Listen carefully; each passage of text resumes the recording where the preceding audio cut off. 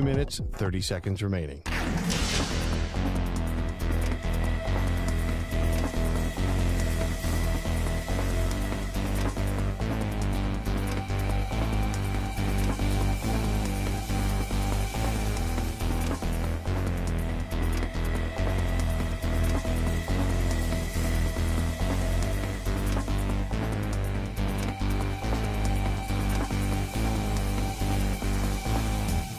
Two minutes remaining.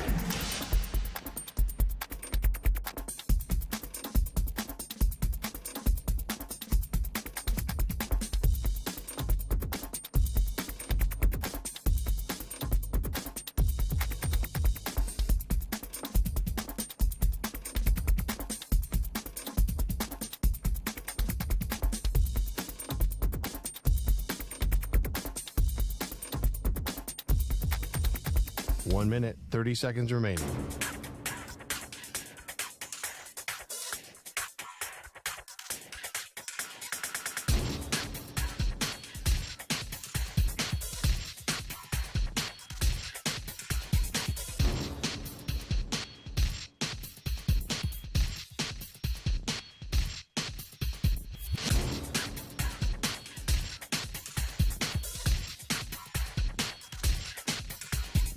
One minute remaining.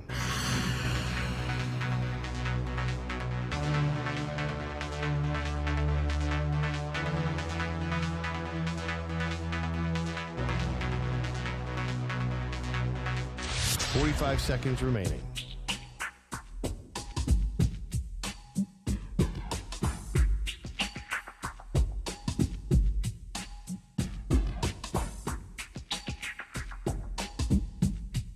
Thirty seconds remaining.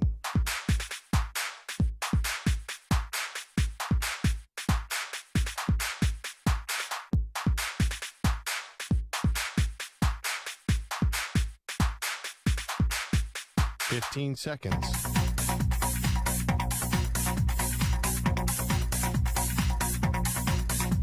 Break ends in 5 seconds.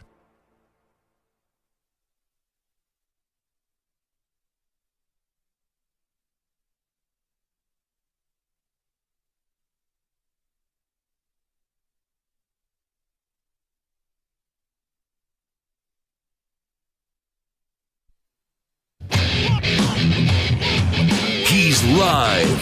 He's nationwide on CBS Sports Radio.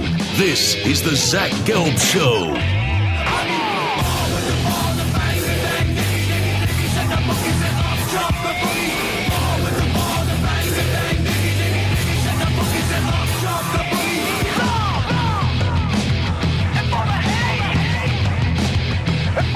Here's your host, Zach Gelb.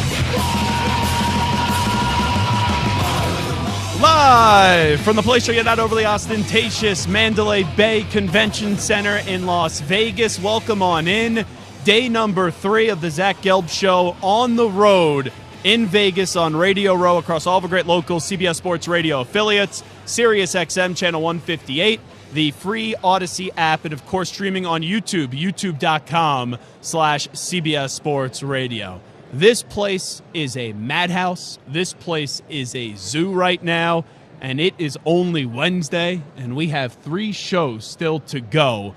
What an action-packed scene this is in the Mandalay Bay Convention Center. Whole lot of guests stopping by today. Justin Jefferson is going to join us. Odunze, who's going to probably be a top 10 pick, maybe even a top 5 pick in the NFL draft. Mark Ingram, Maxx Crosby, Fletcher Cox. You want me to keep on going? Shaun Alexander is going to stop by. Tony Pollard of the Dallas Cowboys. And then also, this one I'm really excited for, the rapper Little Dickey is going to stop by as well. So we welcome you in. We got a whole lot cooking today. You can follow along all the action behind the scenes on social media, at Zach Gelb on Instagram, where I'm straight flexing, or via the good old cesspool of Twitter. That's ZACHGELB. Make sure you follow for everything that we're doing on the road, whether it's going to the Vegas Golden Knights game last night. And, man, I know that sometimes nationally you can't talk a lot of hockey on a national radio show, but if you know me, you know, and I do it sometimes, and the boss is like, oh, stop talking about hockey. What are you doing? Nobody cares about hockey. Well, I'm a big hockey fan, and being able to see that stadium and being in the building for the Edmonton Oilers with Connor McDavid and Leon Draisaitl, and you have the Vegas Golden Knights as well, and that matchup and the pregame theatrics and the scene, it was just absolutely unbelievable. It was really cool inside that arena last night, and it was just absolutely wonderful. And I thank Sully.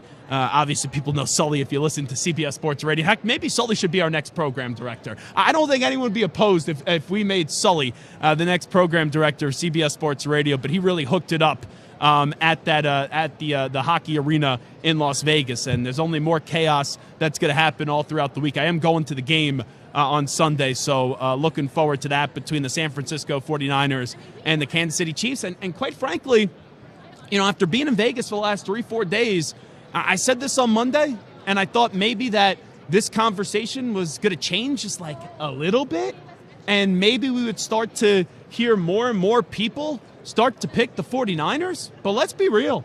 The Chiefs are an underdog, and it don't feel like the Kansas City Chiefs are an underdog, because every single person that we talk to, man, I love the 49ers. Brock Purdy's a fun story. Christian McCaffrey is absolutely sensational. We know what Deebo Samuel could do as well. George Kittle, that defense, which hasn't played great the last 2 games, but we know what that defense is capable of. Everyone says nice things about the 49ers, but when push comes to shove, it's you can't bet against 15.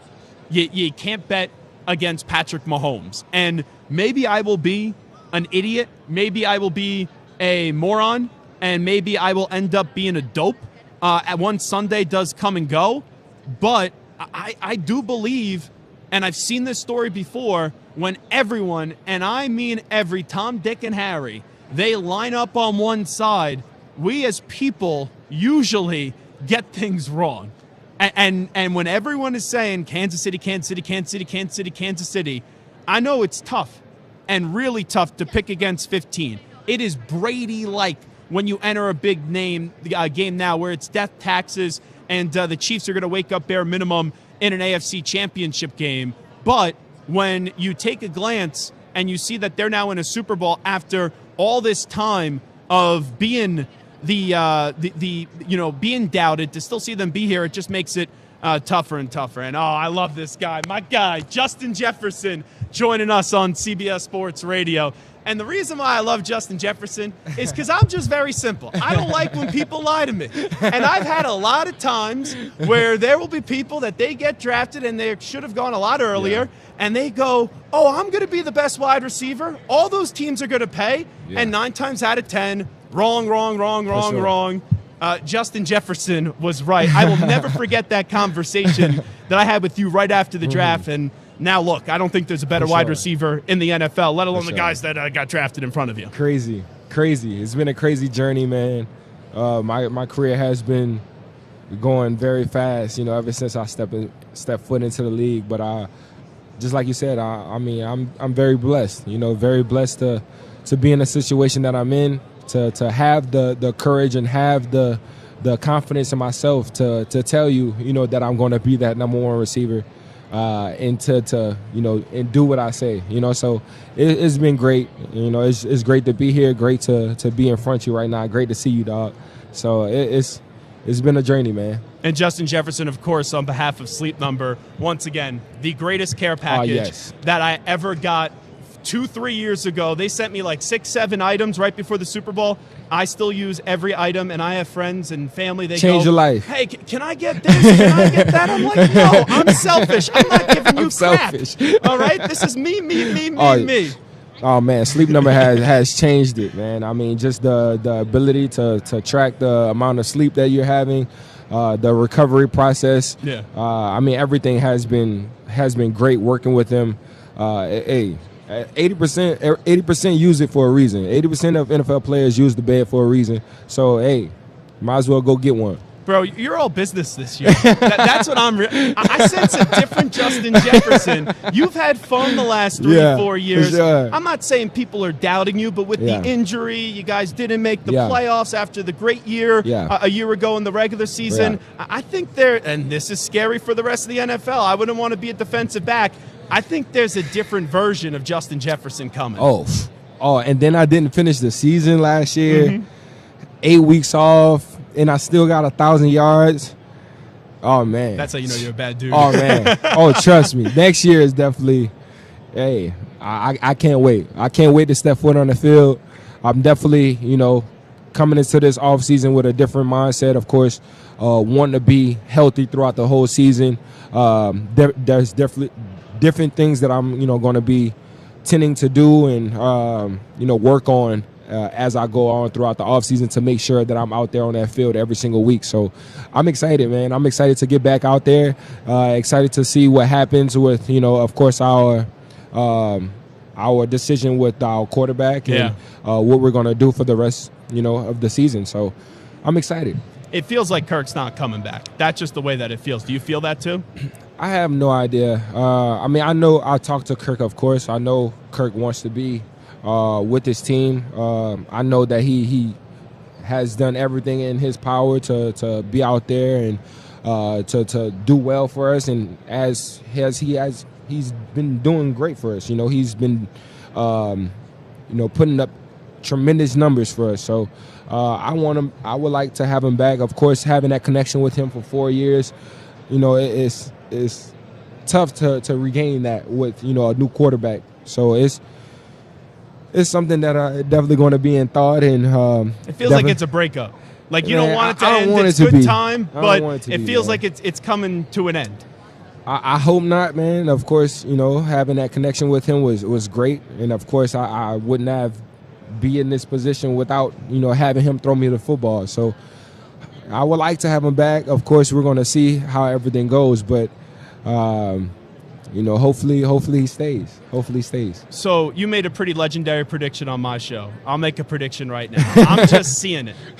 I see Russell Wilson next year as your quarterback. Really? That's who I think's going to be quarterback in the Vikings. Why? What would you?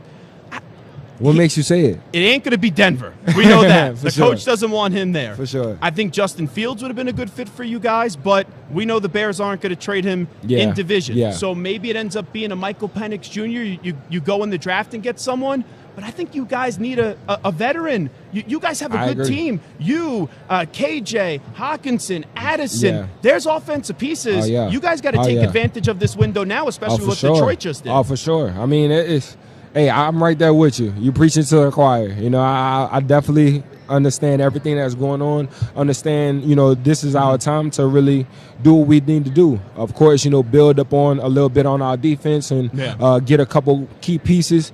But I'm right there with you. To having a veteran is definitely more comfortable, more reliable. Especially they've been in that situation. They had the experience of being in an NFL game.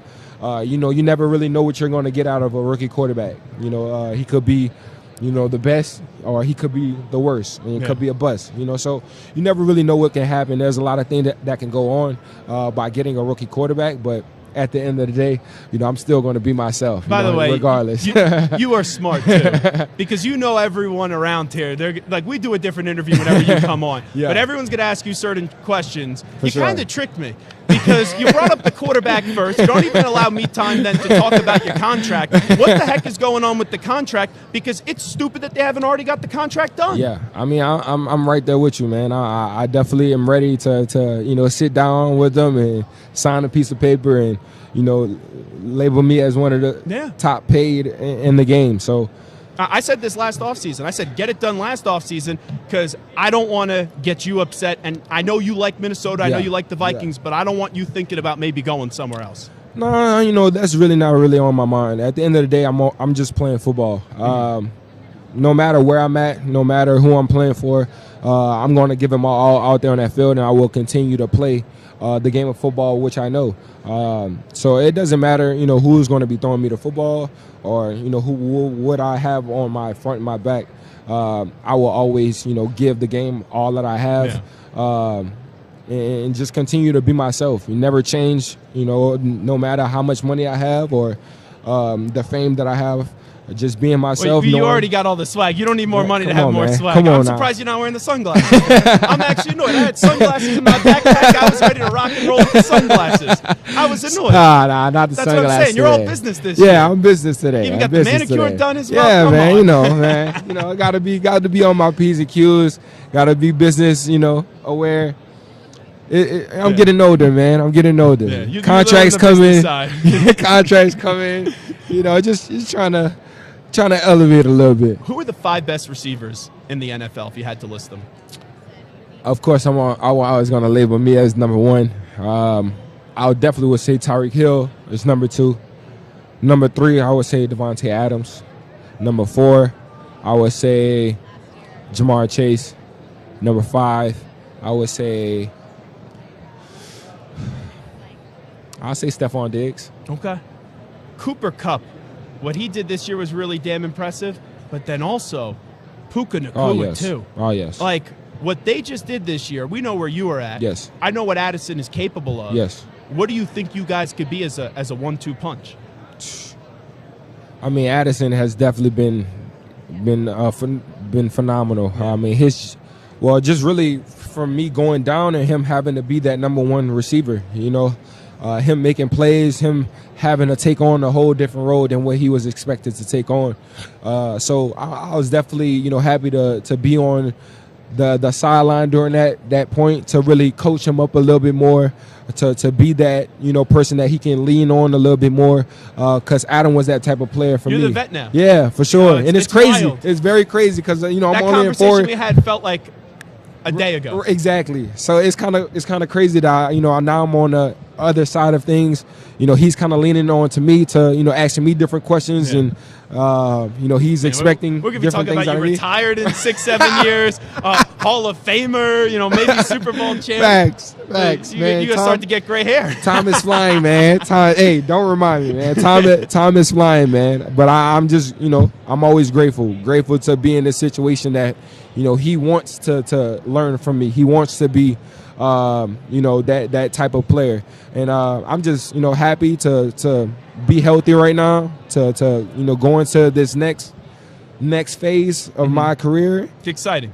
It's very exciting. So, hey, I'm ready. Yeah. I'm ready. By the way, Mike, can I get my poster, please, if you don't mind? We got to have a fun, entertaining question at the end. We all know it's Taylor Swift. We all know it's Travis Kelce. We're putting you on the spot. Are they going to eventually get engaged one day? Are there wedding bells coming in their future? I can say yes. I feel like they're good for each other. See, that was another smart decision. No one said no yet. I don't really like how much the NFL has been boosting it.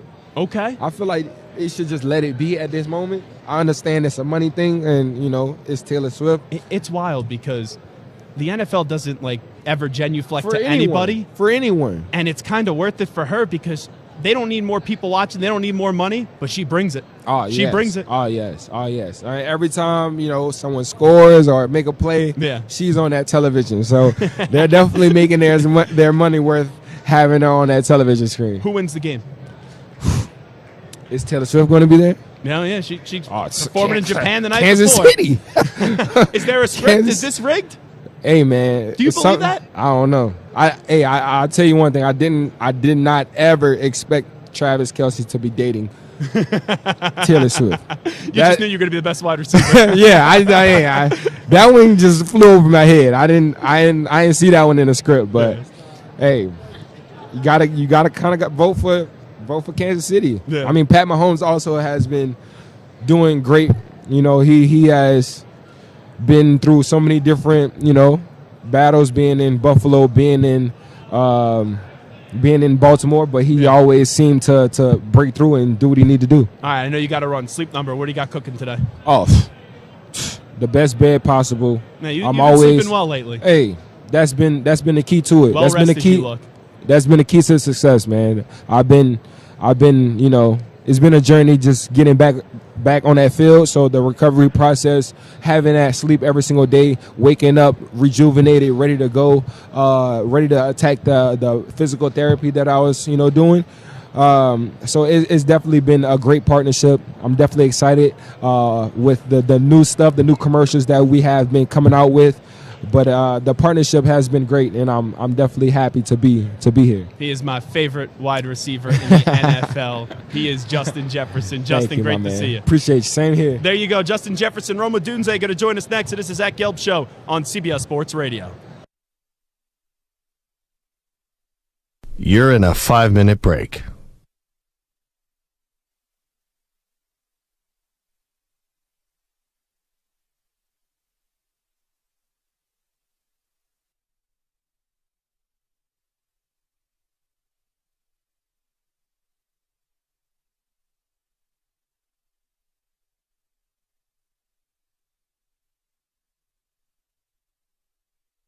Four minutes, 30 seconds remaining.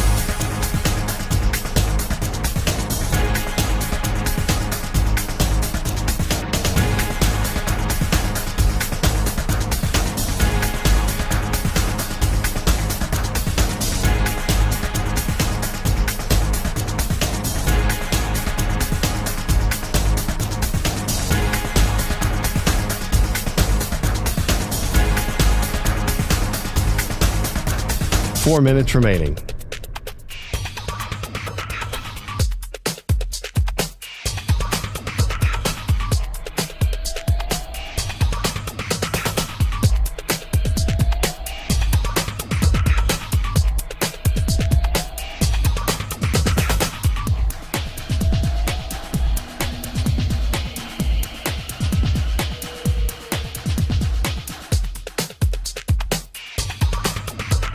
Three minutes, 30 seconds remaining.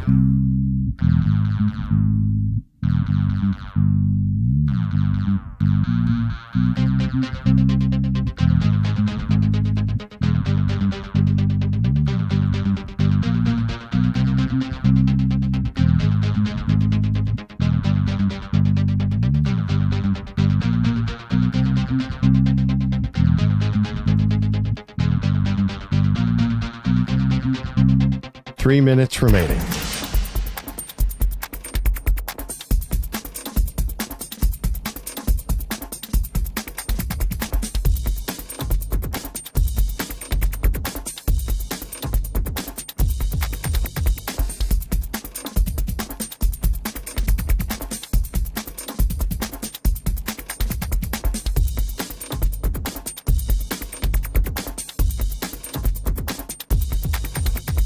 Two minutes, 30 seconds remaining.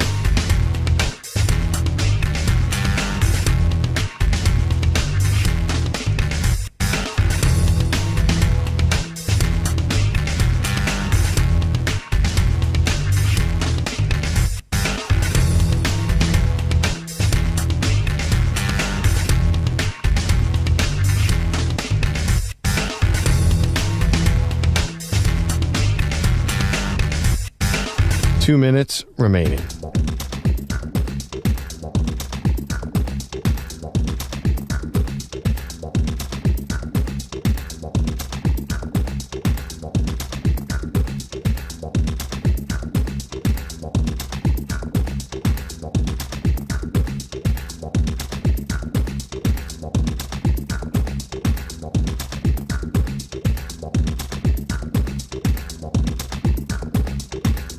One minute, 30 seconds remaining.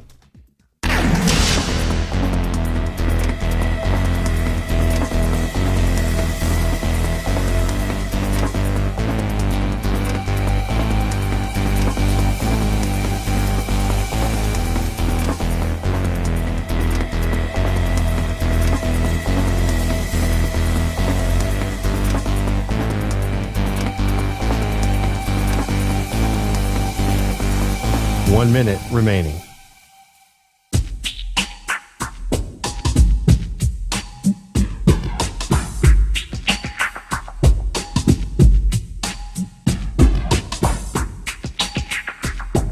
.45 seconds remaining.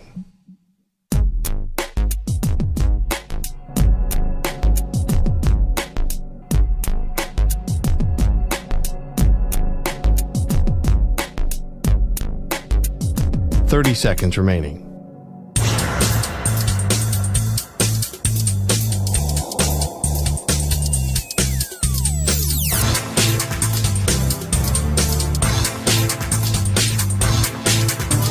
16 seconds.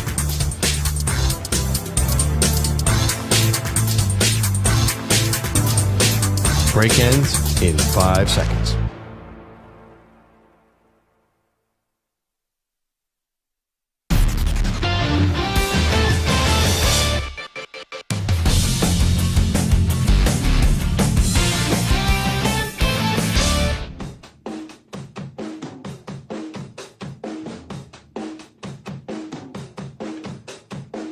Now back to the Zach Gelb Show.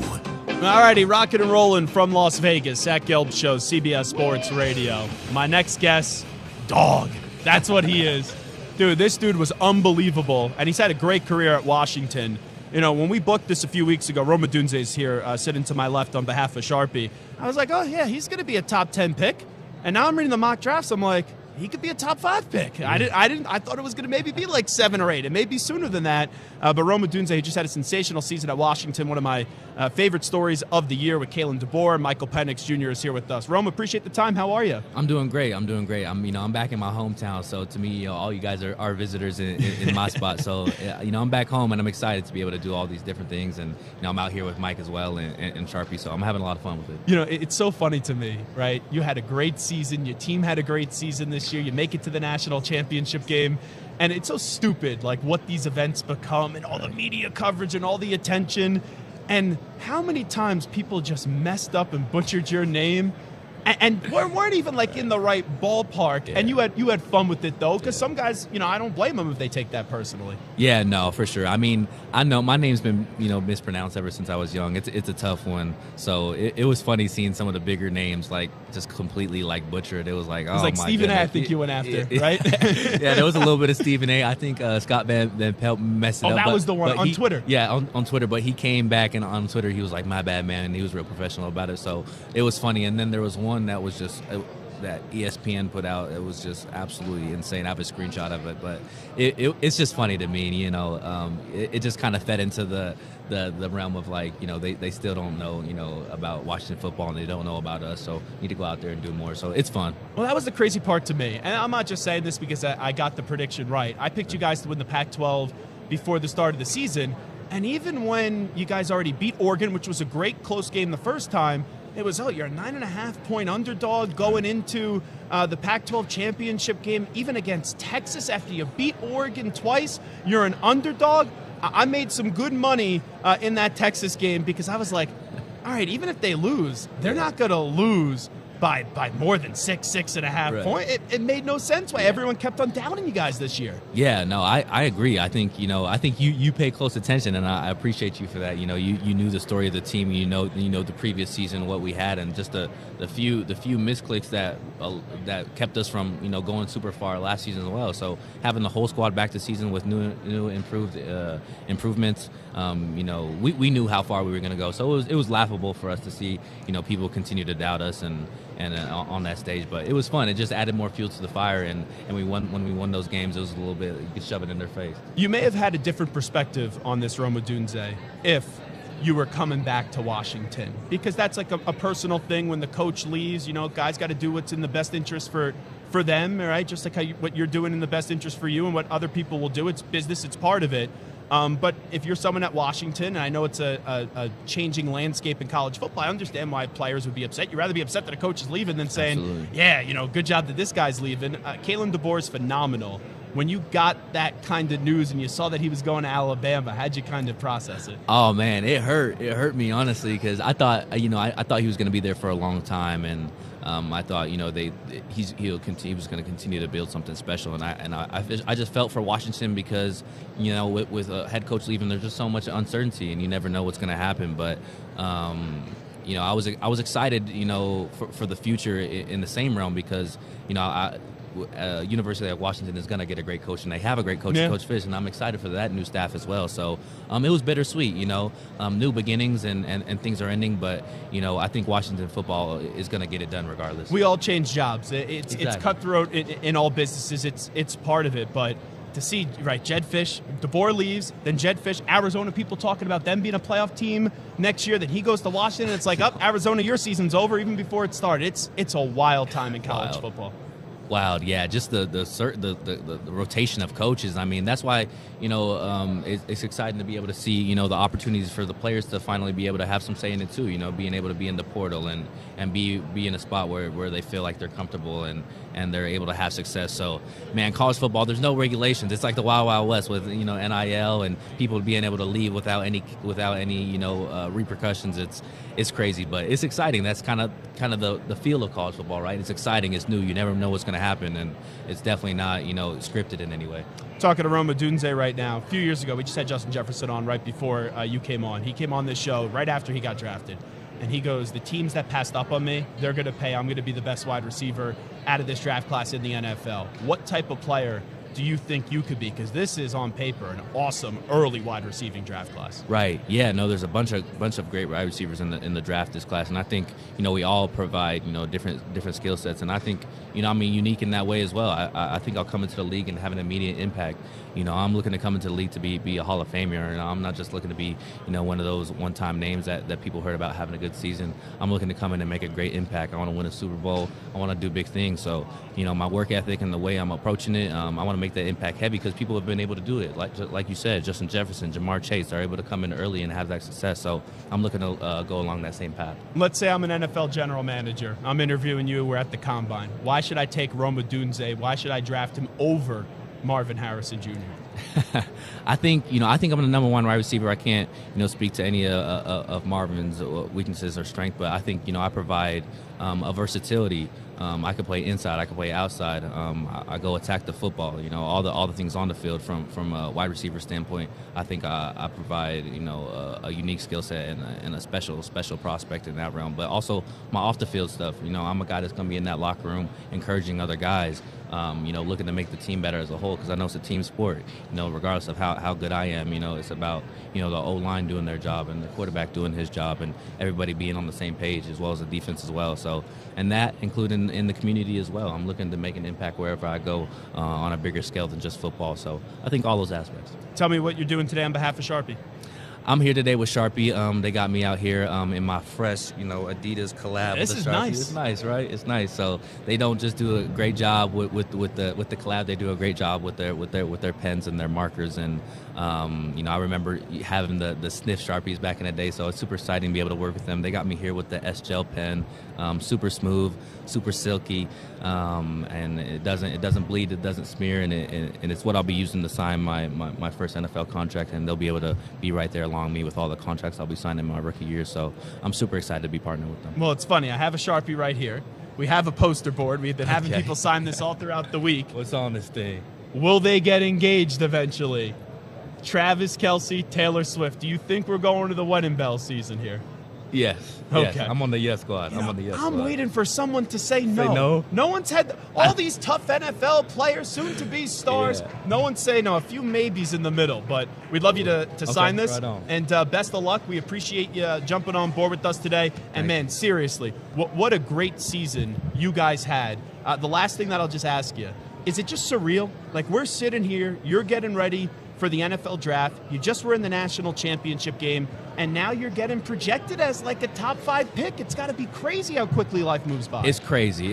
And this year, I mean, it's just been so crazy, just the roller coaster of, the season and all the different emotions that brings, going straight into training, going straight into, seeing draft projections here and there, being in the first round. And, it's a dream of mine, and it's exactly where I want to be. So it's awesome, and I'm just taking it all in step by step, but continuing to stay grounded and do the things that got me to this point in the first place. So I find peace in that, and through my support system, I'm able to get a lot of support in that way. So, man, I'm just super grateful, super excited to be where I'm at. Well, good luck. Nothing but the best. Appreciate you doing this. Thank you. He is Odunze. This is Zach Gelb Show, Coast to Coast on CBS Sports Radio. Mark Ingram going to be stopping by in 5 minutes. But first, let's toss it back to our New York City headquarters. And standing by with the latest CBS Sports Radio update is the Ackman, Rich Ackerman.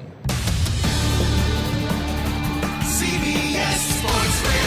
Sports Flash. And it's sponsored by Progressive Insurance. Drivers who switch and save with Progressive save nearly $750 on average. Call or click today to find out if they could save you hundreds on your car insurance. The 49ers' first Super Bowl victory, or I should say the Chiefs' first Super Bowl victory in a half-century, came against the Niners 4 years ago. The same two teams are back for a rematch in Super Bowl 58. It's been a little while since they've met, but Patrick Mahomes still has them sized up pretty well. Their intensity. They play hard every single play. They bring energy. We know it's to take our best football. And so for us, we just have to come in with that intensity to go out there and play our best. And if we don't, we'll lose the game. Rex Ryan is interested in coaching again. He's been out of the NFL since 2016, but has reportedly spoken to the Cowboys about their defensive coordinator job. Ryan was also among the names on the list for the same position in Denver a year ago. The Celtics bounced back from a rare home loss to the Lakers by beating the shorthanded Grizzlies to improve to 23-3 at TD Garden and will host the Hawks tonight. Boston currently 5 games up on the Cavaliers in the East. Cleveland has won 6 in a row to move into the second spot. Looks to extend its winning ways tonight in Washington. I'm Rich Jacob. Hey, it's Amy Lawrence. Be sure to listen to CBS Sports Radio at home. Just ask Alexa to play CBS Sports Radio. CBS Sports Radio.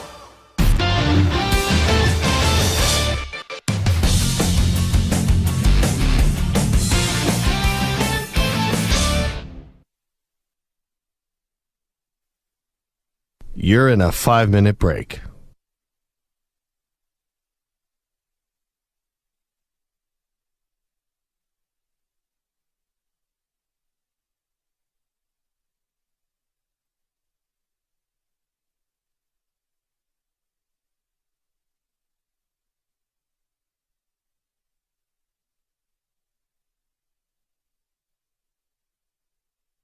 Four minutes, 30 seconds remaining.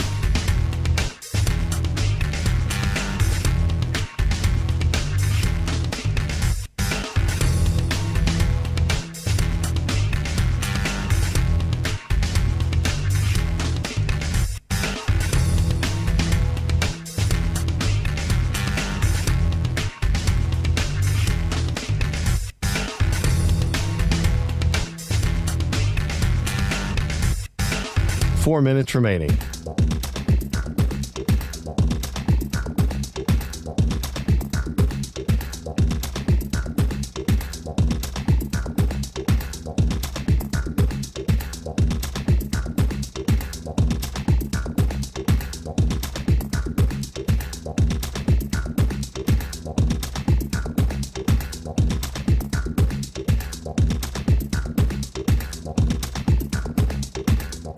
Three minutes, 30 seconds remaining.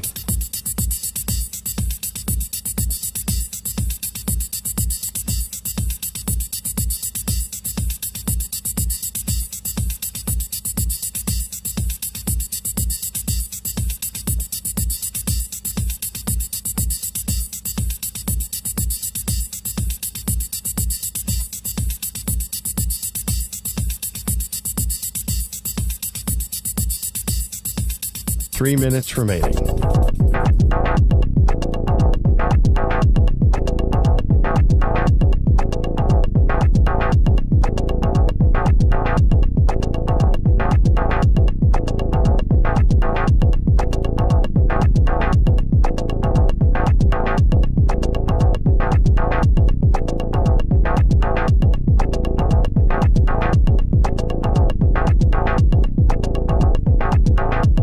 Two minutes, 30 seconds remaining.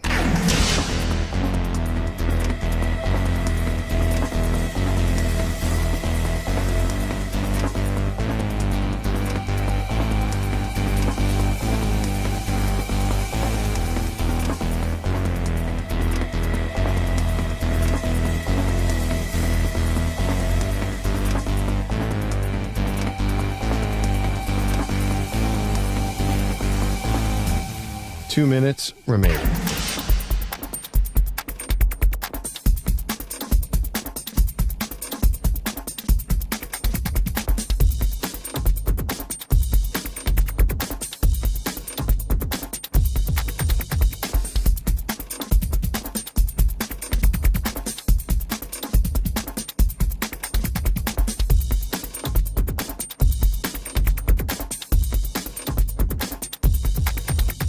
One minute, 30 seconds remaining.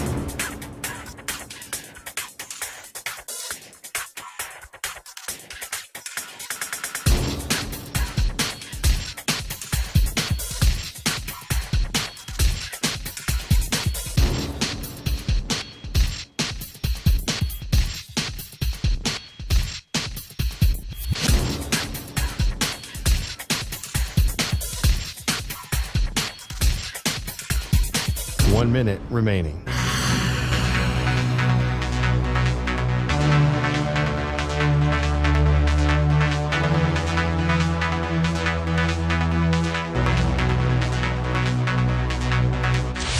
Five seconds remaining.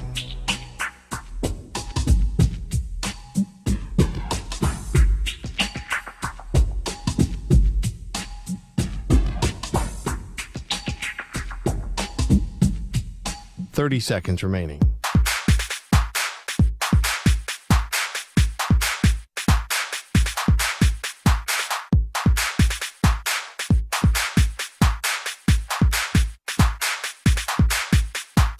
Seconds.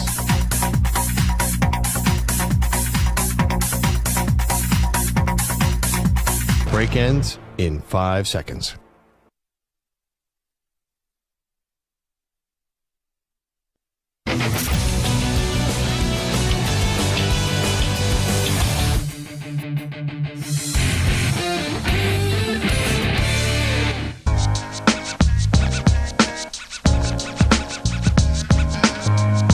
Now back to the Zach Gelb Show. Alrighty, rocking and rolling inside the Convention Center, Mandalay Bay, Las Vegas, getting set for the Super Bowl. What a show. First 40 minutes in the books. Justin Jefferson was awesome. Odunze, sensational as well. And now joining me is Mark Ingram, and he's here today on behalf of the American Gaming Association. And I'm not going to lie to Mark. When it was announced that Reggie Bush wasn't coming back with Fox, I was like, man, that sucks. And then I watched the Fox pregame show, and I'm like, I know Mark Ingram was a really good talker when he was playing. I remember interviewing a few times when I was working at Sirius when you were with the Ravens. But, man, you guys have a kick-ass show. It's tough to kind of put a dent into game day. You guys are right there going at it, you two. Man, well, I really appreciate it, man. And I just have an amazing crew around me, man, from the producers, man, to my crew on the set, man. Everybody, the whole network, man, they welcome me with open arms and they encourage me to be myself. And it was just the beginning for me, man. It was my first year, and there's so much room for growth and improvement. And I'm excited to just be able to add value to the show, man.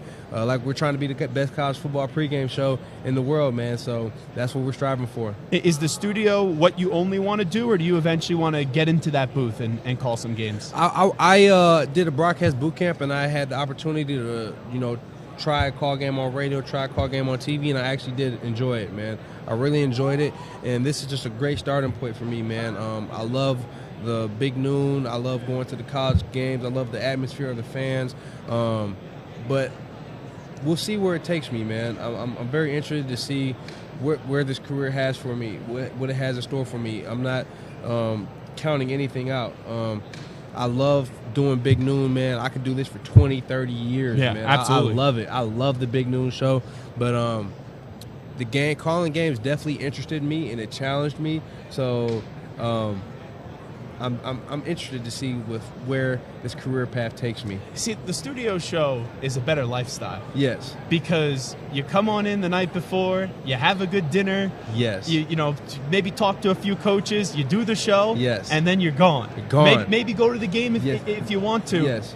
You go do the games. Trust me, it's not like you're digging ditches or anything like that. You got to come in a few days before. You got to do a lot more prep. It's a lot more prep. It's a lot more meticulous work, for sure. And not only that, what always made you so good is that you're just a genuine person, talker. You're an entertainer. Thank you. You do the broadcast stuff. You got to be a little bit more buttoned up. I think just having you sling it on a Saturday Big Noon is awesome. I loved it, man. And they told me to be myself. They encouraged me to be myself. And we go through the producers and we go through the show, what we're going to be talking about. I'm able to study the games that I'm going to be talking about, so I can give great information to the audience through my eyes, through my experiences, being able to personalize it.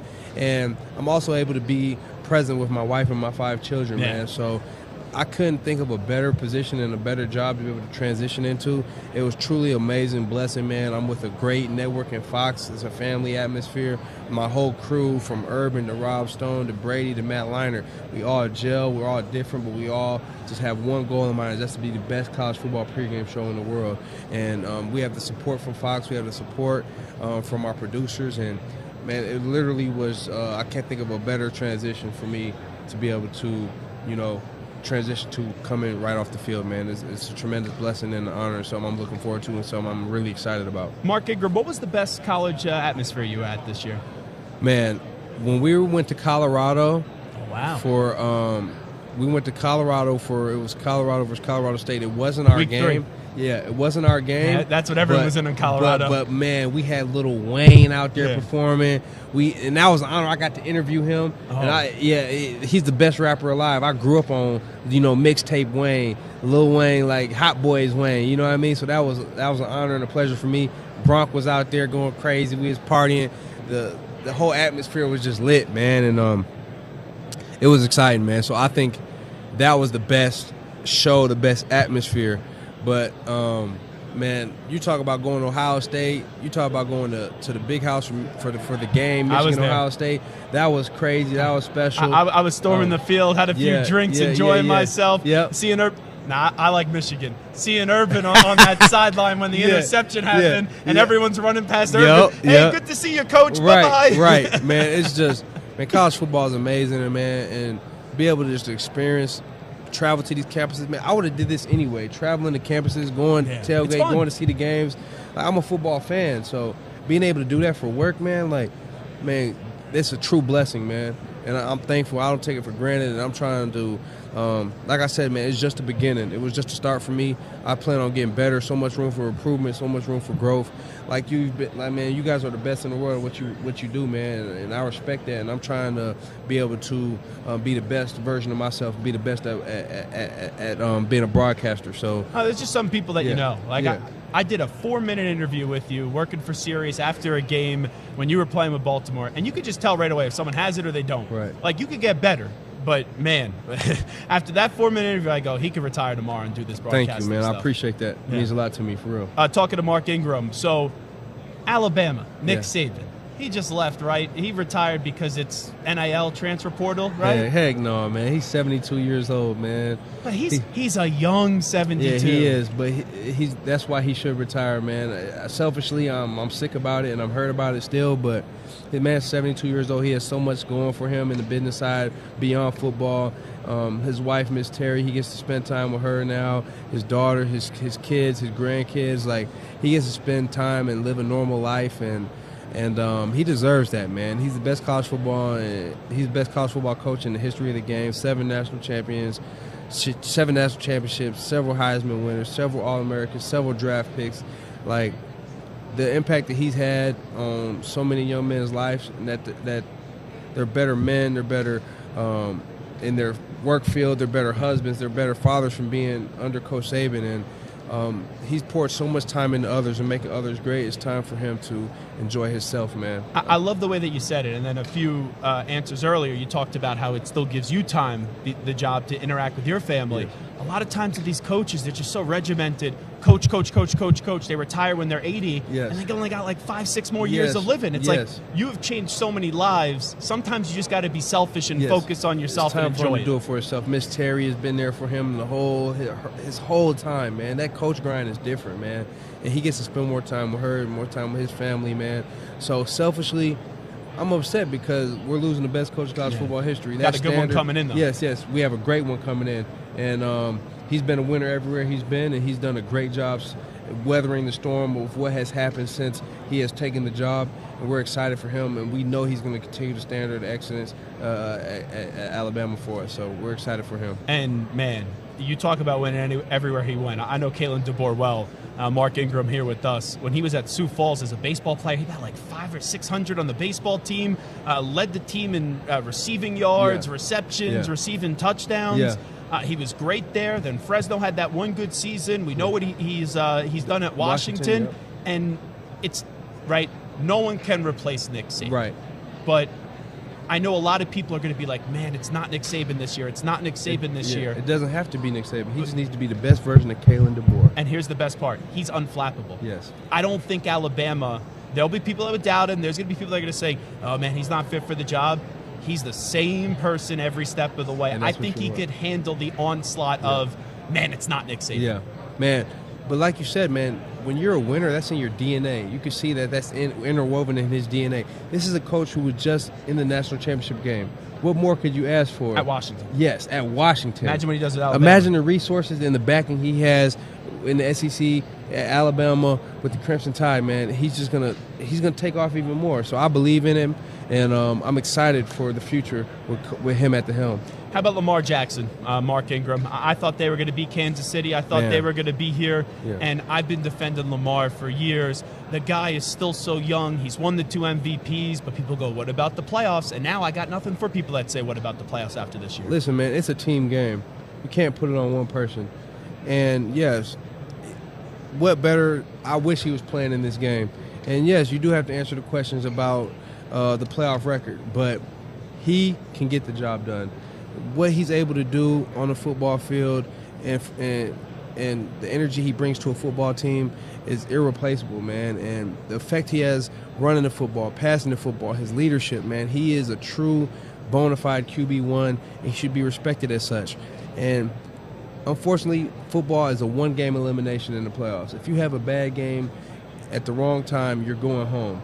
And the one thing is, it's a team game, man. You can't just blame it on Lamar Jackson. And you know what also was? They got too cute. Yes. I felt like the same team that I had watched all season long was not the team I watched in the AFC 100%. Championship game. And not only that, it's like, I think the way that we talk about Lamar as a thrower got to them. You bring in Monk and he's going to throw the ball more. I'm fine with that. Lamar's a better passer than what people give him credit for. But it almost felt like in that AFC Championship game they were saying, we're not going to run the ball and we're going to try to beat Kansas City in this different way, and you can't do that against the Chiefs. Listen. Run the damn ball. Be who you are. Be who you are and who you were the whole season. Mm-hmm. And you think you hold the Chiefs to 17 points at home, you think you win that game. Absolutely. They had some inopportunistic turnovers. They had some bad penalties, personal foul penalties on defense, one on offense. Yeah. That you just can't hurt yourself against a Patrick Mahomes, Andy Reid Chiefs team, a team that is clicking at such a high level at the most important time of the season. Like, they beat themselves in that game. And you think the defense did enough, holding them to 17 points, but you think if you hold the Chiefs 17 points in Baltimore at home that you win. No points in the second half. Come on. Points in the second half. Come on. You can say some turnovers here or there, penalties here or there. They just didn't make the plays they were supposed to when the game mattered the most. Tell me what you're doing today on behalf of American Gaming Association. So I'm with the American Gaming Association, and as we know, legalized sports betting has transformed consumer entertainment. I mean, AJ research shows that 63 million American adults will be gambling on this Super Bowl, and for a total of $23 billion. And so what I'm here to do is just encourage responsible betting. Know what you're betting. Understand the lines. Understand the odds. Have your limit. Don't go over your limit. And enjoy it. It should be an added form of entertainment. It shouldn't be stressful. It shouldn't take away your enjoyment from the game with your family. So we're just here to encourage responsible betting. And, man, may the odds forever be in your favor. You are part of the entertainment world now. We know you're a great entertainer. What's your perspective on Travis Kelce and Taylor Swift? Listen, Travis is one of my good friends, man. I'm just happy for him. He looks happy. He genuinely looks happy. They both look happy. So, man, as a friend, as, you know, one of my longtime brothers, man, that we've been training together for many years, man, I wish the best for him, man. Man, he's a good dude. Wedding bells? Huh? I think we're getting wedding bells. I don't, they're getting engaged eventually. You think so? Not after the game. Not after the game. Trust me, no girl wants to get it proposed to, even if it's Taylor Swift and Travis Kelce, they're the megastars, on the field after the game. You got to do that somewhere private. Man, we'll see, man. I don't know. They look happy, though. They do. They do look happy. Love yeah, there. yeah. So, I mean, Trav, I know him. He's a real dude, man. So I don't think he'd be putting on a facade for nobody. You know what I mean? So, man, I wish the best for him. If that's what it is, man, I wish the best for both of them. Well, hey, I appreciate it. Thanks so much, Yeah. Mark Ingram. Great to see you in person once again. He's Mark Ingram on behalf of the American Gaming Association.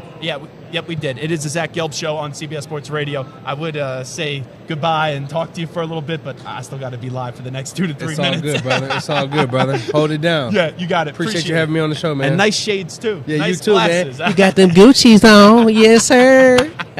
Big trust. Woo-hoo. Big in the flesh. Yes, sir. There he is, Mark Ingram, joining us right here on CBS Sports Radio. It is the Zach Gelb Show, and he's 100% right. When you look back at that game and you see the AFC Championship game between the Baltimore Ravens and the Kansas City Chiefs, it was just one of those moments where they tried to dictate how you win, and you can't do that. You can't do that up against Kansas City. You can't change what you've been doing the entire season. And we sit here at the Super Bowl, and we get set for the game coming up on Sunday, and it's just one of those moments, and it's one of those situations you're like, who could have been here? And you look back at the AFC Championship and the NFC Championship game, there was a legitimate, and I mean a legitimate case to be made for not only the Detroit Lions with the bad decision-making and the aggressive decision-making by Dan Campbell, and there was also a case to be made for the Baltimore Ravens. But that's what happens. And for the Lions, it feels like they're going to be back. It feels like they're going to be closing in once again. But once you get there, you don't know if you're going to be able to get back. And it makes it tougher to continue to get back and to find a way to keep on being a consistent winner in this league. But for the Ravens, I know it's not just Lamar, but that's the way that we talk about it. I know Monken was absolutely horrible in that game, and Zay Flowers got the ball punched out, and you got to tip your cap to L'Jarius Sneed, but it seemed like that was their opportunity. All the other years, I was okay. Not that it was right, but I was okay with them coming up short and not getting to a Super Bowl. But this year against the Texans in the first half, no bueno. All right, you turn around, you play well in the second half. But then up against Kansas City, as Mark Ingram just said it, you hold the Chiefs, Samter's Chiefs, to 17 points. 17 dang points. You think you should win the game. Like, right, Samter? In that AFC Championship game, I go to you before the game, and I say, Kansas City's only scoring 17 points. You're nervous. You are absolutely nervous if I told you before that AFC Championship game you guys were only scoring 17 points. I'd be nervous, but I wouldn't stop. I wouldn't be completely distraught, because this is what I was saying all along when we were asking questions about why people doubted Lamar Jackson. Okay, I but just it's said 17 dang points. But it was also in the first half, it just felt like they were able to do whatever they wanted, long, sustained drives, and then second half was a little bit different. You're talking about the Chiefs, you mean? The Chiefs. Yeah. It just seemed like they were able to do whatever they wanted in the first They half. didn't score in the second half. Look, Patrick Mahomes, Things were ugly. He even said it. Things were we know ugly. our defense is kicking ass. We don't got to do anything. Right. Because their offense couldn't do jack in that game. And that's on Lamar. That's on. That's also on the offensive coordinator as well. It's time to ask the pros, where you, the listener, gets to ask us a question. It's brought to you by O'Reilly Auto Parts. Simply tweet your question at CBS Sports Radio or at Zach Gelb using the hashtag #AskThePros. Be listening later in the show when we might answer your question. Think O'Reilly Auto Parts for all your car care needs. Get guaranteed low prices and excellent customer service from the professional parts people at O'Reilly Auto Parts. Joining us next on set from the Raiders, Maxx Crosby.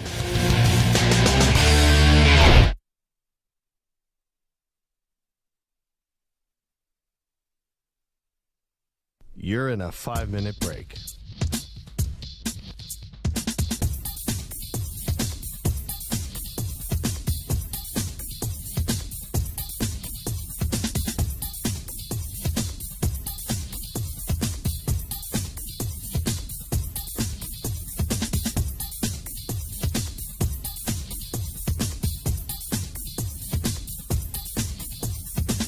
Four minutes, 30 seconds remaining.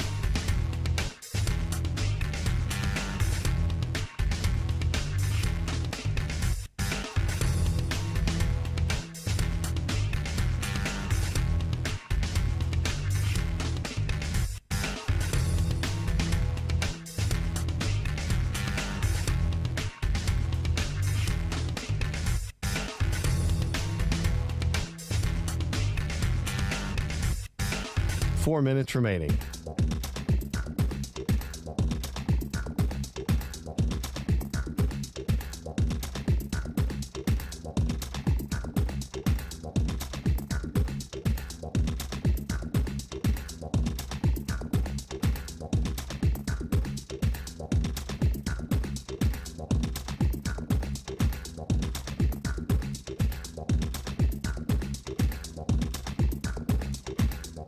Three minutes, 30 seconds remaining.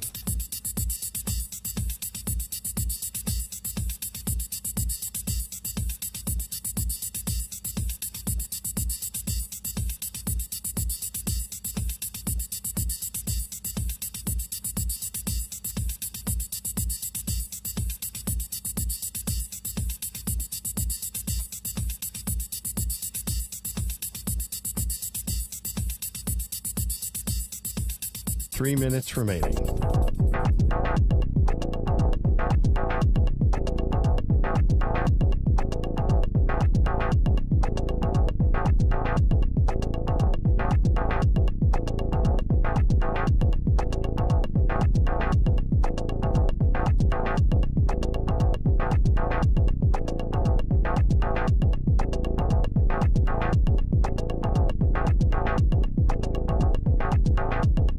2 minutes, 30 seconds remaining.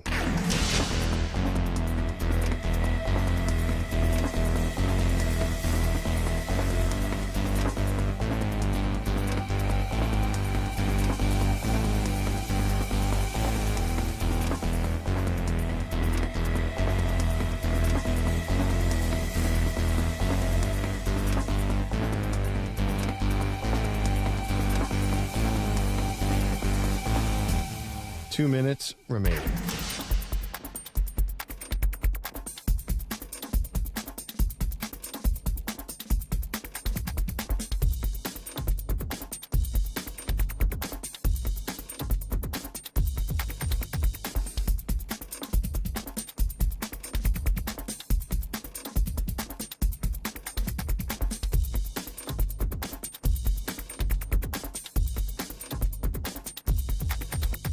One minute, 30 seconds remaining.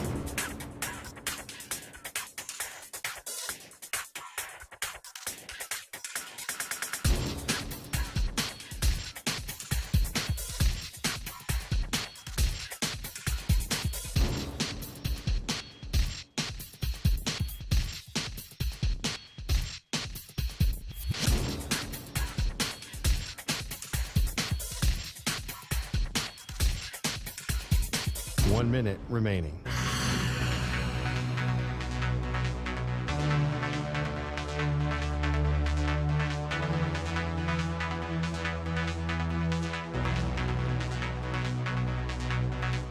Forty-five seconds remaining.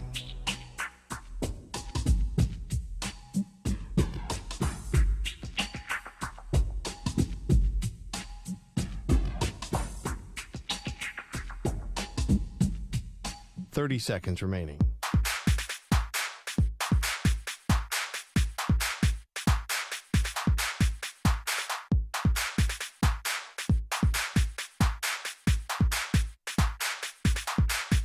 Fifteen seconds.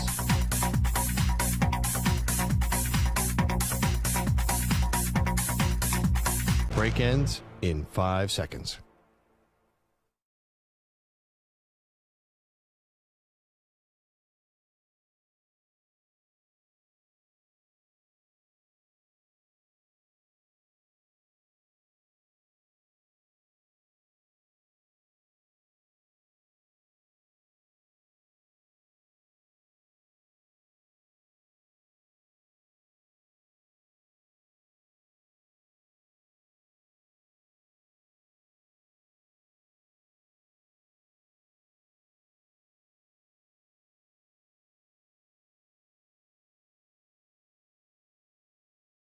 All righty, back inside a jam-packed Mandalay Bay Convention Center. It is the Zach Gelb Show, coast to coast on CBS Sports Radio. Now joining us is a man that is a finalist for the Defensive Player of the Year. This dude, each and every year, just keeps on getting better and better and better. I don't even know what the ceiling could possibly be for this guy because he's just an absolute dog, and that is Maxx Crosby on behalf of the Las Vegas Raiders via Invisalign. Max, great to see you in person. How you been? Absolutely. I appreciate the introduction. Means the world, man. I'm doing great. Everything's great. I appreciate a lot about your story.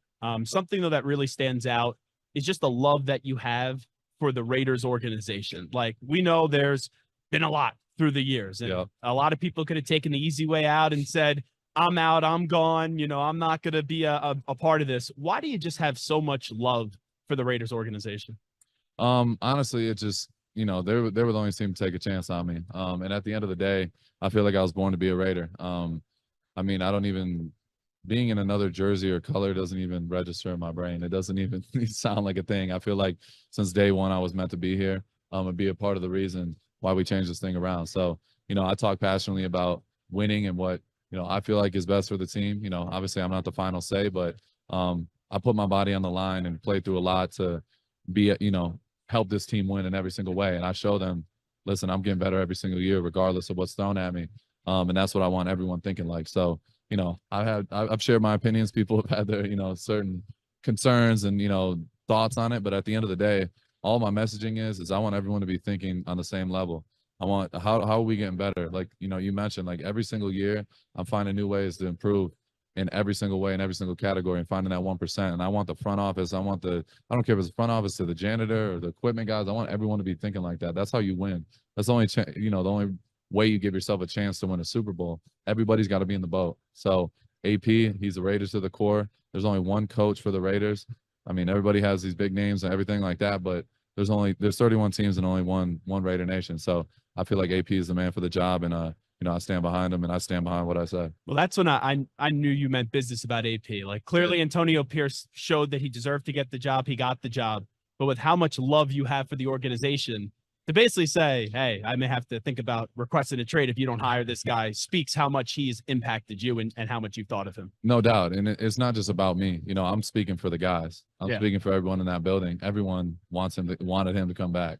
So if I got to take some heat and be that guy, that's what being a leader is, standing up for what's right. At the end of the day, all I care about is winning and care about I want Mark Davis to have a damn Super Bowl, to win a Super Bowl. I want him to have success. He's been the owner for 20 years, and, we've only been to the playoffs twice and only once in my 5 years. So I want us to succeed. I want him to succeed. I do it from the greatness of my heart, because when I go to bed at night, I'm not worried about, what people's opinions are and whatever, because I know I'm coming from a good place. All I care about is winning for the Raiders, not anybody else. I don't give a damn about any other team. I'm not rooting for anyone in the Super Bowl. I don't give a damn about anybody. I care about the Raiders and my guys, and that's all I care. I'll go to the end of the world for my teammates, and they know that, and I'll play through anything if I can do it to be out there on the field and help us win. So I care about the nation, and there's only one nation. So that's it. What an answer. Maxx Crosby here with us. Quarterback is always such a big thing, right? We know Derek hasn't been with the team now for a year in New Orleans. I think they're going to make a move this offseason, whether it's in the draft, a trade, free agency. When you kind of go into this offseason, you don't know who your quarterback's going to be. I know you can only focus on what you could focus on the defensive side of the ball, but how challenging is that? I mean, just being real, like, the quarterback's the most important position in football. It's only 32 of them in the world that start. It's a very rare and tough position to play. And people, try to skip over this, but like Aiden O'Connell, you got to, at the end of the day, like, he was our guy. He stepped in, he helped us win a lot of games, and, there's growing pains. Being a rookie is hard enough. Being thrown in the middle of the season when everyone's starting to figure out who they are as teams, it makes it even more difficult. And the fact that he didn't blink, we go to play the Vikings, we score 0 points. He's getting murdered on online, everybody. Turn around in 4 days, we go out there and set the record for most points scored. That's just a testament to not only him, but the guys in this locker room. So quarterback's the hardest position to hit on. Everyone thinks they know who's the next this guy or the next Joe Montana, the Tom Brady, but nobody really knows until they get out on the field. Everything matters, from your coach to the system and all that. So I feel like at the end of the day, we're going to, they're going to have to fight that out. We're going to probably bring in 2 quarterbacks. Aiden, is going to have a chance to fight for that spot. And, he's started more games than anybody who's come in. And if we bring in a vet, then, at the end of the day, I mean, I don't know what other vets are out there right now. Kirk Cousins. Yeah, like a Kirk. Russell Wilson's going to be available. Yeah, that's clear. Potentially. But, like, I mean, at the end of the day, like, Aiden has started for the Raiders. You know what I mean? So I know Aiden's not scared of competition. He understands the situation. I got the Can he be a respect franchise quarterback in your opinion? I mean, yeah. I mean, nobody thought I would be where I'm at after my rookie year. Realistically, nobody expected me to be here. I believe in Aiden 100%. I believe in, what this team, moving forward with AP and what we have now in Telesco, like, we're going to make the right decisions and best decisions for the team going forward. Do you feel like you still get disrespected a little bit? Like, everyone knows you're a great player, but when they talk about the great pass rushers, I feel like everyone throws Myles Garrett up there, TJ Watt up there, Micah Parsons up there. And then eventually people say Maxx Crosby, but I feel like you should be a little bit higher up that list. Yeah, I mean, I understand why it's like that. But yes, I take, I hear, see everything, and I let it motivate me. For me, I don't do it for the ones that doubt me. I've been doubted my whole life. I do it for the ones that believe in me, my tight-knit circle of people that know what I do on a daily basis. So that's how I operate. And, I tell this to my brother all the time. We had this conversation recently, but, it took everybody in the NBA to recognize Nikola Jokic as the best player after 8 seasons. He was doing it, putting up the stats, doing it every single year. Nobody could guard him. He was most complete at what he did. Nobody was doing what he was doing, but they didn't really give him his respect till year 8 when he wins the MVP, wins the NBA Finals. And they're like, oh, he's the best player in the world. But they're like, look what he's been doing the last 8 years. I mean, it's undeniable. So for me, I know what I'm doing. I trust my work and I trust the process, and I'm willing to run the marathon longer than anybody. That's why I play more snaps. That's why I put my body on the line, because I know in the end, if you put in the work, the results will follow. So I live by that every single day. And it's not just the, playing on Sundays. It's the routine. It's 365 for me. We played the Broncos week 18. I was up early, rehabbing, meal prepping still every single day. It doesn't stop for me. So, people are going to have their opinions, but in the end, I feel like we're going to look back and I'll be notified, noticed as one of the greatest to do it. I get what we do is we have conversations. We give opinions. We have fun. Maxx Crosby's here with us, but this conversation with Brock Purdy, I'm just tired of it the last 2 weeks. You think he's a system quarterback, a game manager, a good quarterback? I don't care. The dude's winning games right now, and that's all that matters in this league. 100%. I mean, everybody, it's the same thing. You got to do it over and over and over again just to be considered, one of the best. It's the same. I've dealt with it my whole career. Brock Purdy, he's young. He hasn't played a ton of games, but they're going to try to label you and put you in a box from day one.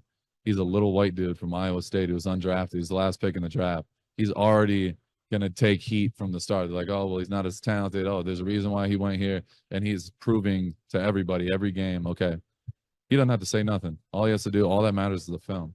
And that dude, if without him, they wouldn't have won that game versus the Lions. He was out there making all type of crazy plays, not only throwing the ball, but running the ball. It was crazy to see. So a guy like that, I love it because he doesn't let the BS on the outside affect what goes on in the locker room and on the field. So, I mean, they'll always try to put you in the box. They said I was a pass rushing. All he could do is a situational pass rusher and a special team. I'm like, all right, so watch this. So that's, I got a ton of respect for Purdy. Tell me what you're doing on Invisalign with Invisalign today. Invisalign, yeah. So, they came to me with a great opportunity. They got over 400 guys in the NFL right now currently. I didn't have braces growing up or anything like that, so I was like, might as well get the smile a little bit better. Yeah, you look good. I appreciate that. I'm not just saying that because I know you kicked the credit out of me. No, I appreciate it, man. I just started. I don't want to instigate you like Mahomes, all right? We don't have to do that. But yeah, no, Invisalign's been incredible. I'm wearing them right now. And it's been, it's been a good journey so far. One more thing that I want to ask you. Yeah. People are going to doubt the Raiders. People are going to say they can't get it done. Maxx is crazy. Davante Adams is crazy. Why are you guys going to get this thing right? I mean, I totally understand all they're going to doubt until we do it. We haven't done it. It's simple as that. You can have individual success, but team success in the end is what solidifies your legacy. You know what I mean? That's what matters the most to me. At the end of the day, I know I'm going to keep getting better because of what I do on a daily basis. I know I'm going to keep getting better as an individual, but at the end of the day, I want a Super Bowl, and not just 1, 2, 3, whatever that is. I want to be able to be in those games consistently. And until we do it, we're going to be doubted, and that's simple. And we're the Raiders, so that comes with some extra baggage. So it's part of the game, and I'm embracing it fully. All right, last thing, Maxx Crosby here on Invisalign. This is the multi-million-dollar question of the week. It's all Taylor Swift. It's all Travis Kelce. Do you think they will eventually one day get engaged? That's none of my business. That's none of my business. But some people are going to assume then that's a no then on your part. I don't know. I can't speak for Travis and Taylor, but I wish them the best, no doubt. You got it. Maxx, great to see you. Thanks so much. Thank you, brother. Appreciate it. Yes, sir.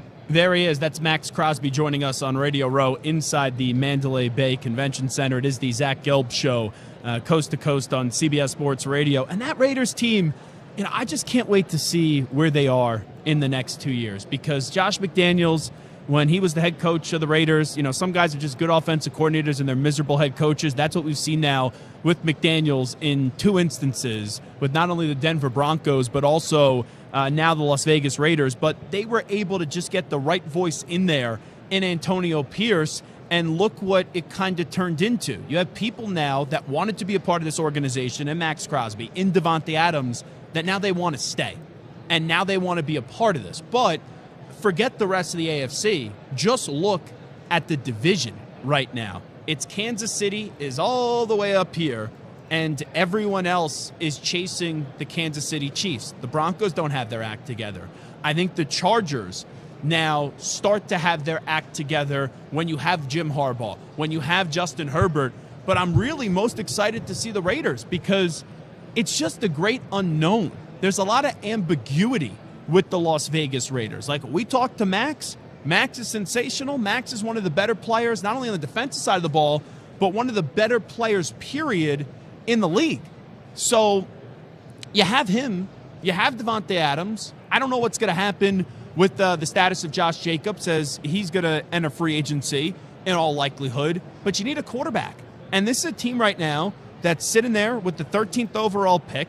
You could start the speculation, since Antonio Pierce was at Arizona State, that maybe they try to find a way to trade up and go get Jaden Daniels. Like, is that what's going to happen? I don't know. And I don't believe the Bears are moving off the pick. I don't believe the Commanders are moving off the pick. Maybe the Patriots, but I still think they're going to take a quarterback because the Patriots are looking to splash. Now, I think it would behoove the New England Patriots to end up taking maybe a Marvin Harrison Jr., and you could wait on that quarterback, but I don't know if that's going to happen. I don't. So, in all likelihood, you put a gun to my head right now, quarterback, 1, 2, 3. That's what I think is going to happen in the NFL draft. So then you have a team at 12 or 13 with the Raiders, and it's like, okay, who are you going to get there? Is Michael Penix Jr. the 13th overall pick in this draft? Is it a J.J. McCarthy? Is it Bo Nix? I don't think those guys are going that early. I don't. So you may have to look at the veteran realm, and I get what Max just said about Aiden O'Connell. Sometimes guys exceed expectations and they end up being a star when they weren't expected to be a star. I'm going to politely disagree with Max, and I'm just going to say I don't think he's going to be the franchise quarterback with the Raiders. But then who are you bringing in next year? Could you get a Kirk Cousins? Is Russell Wilson, that would be a fun storyline, going to go from the Broncos to the Raiders? You know what? Justin Fields.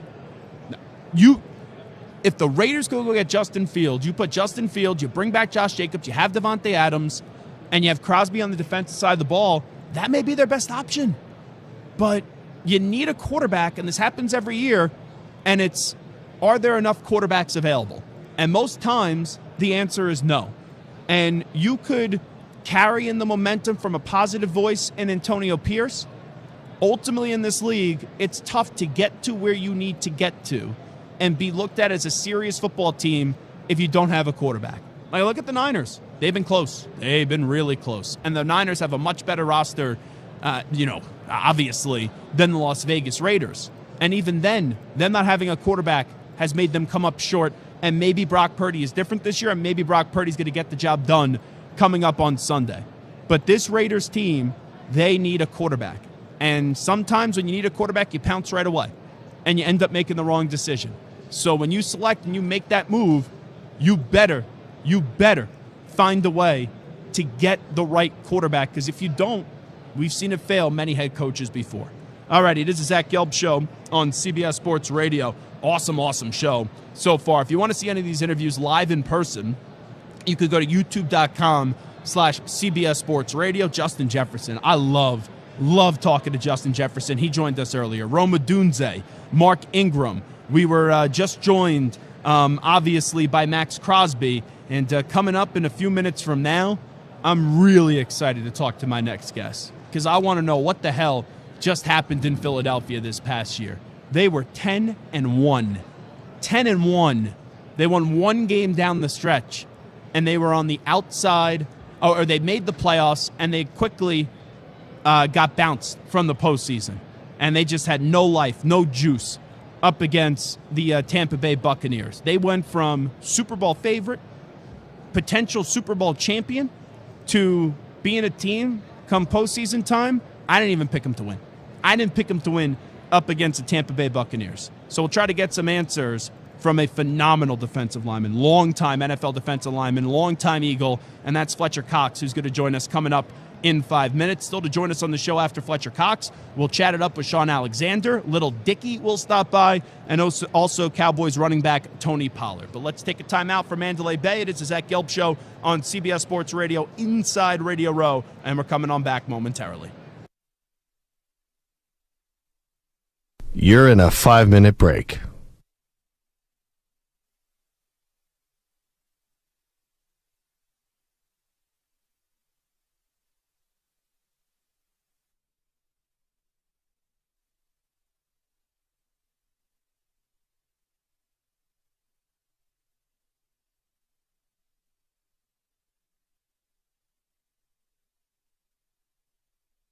Four minutes, 30 seconds remaining.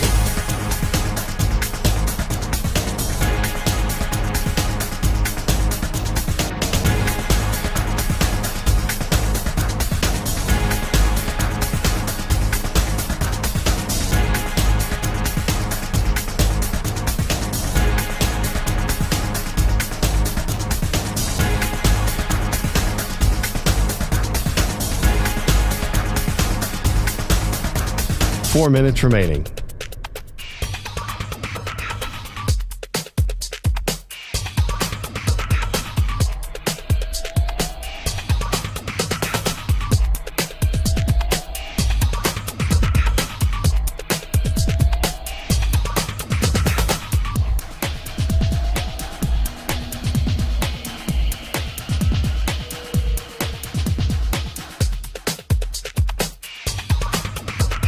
Three minutes, 30 seconds remaining.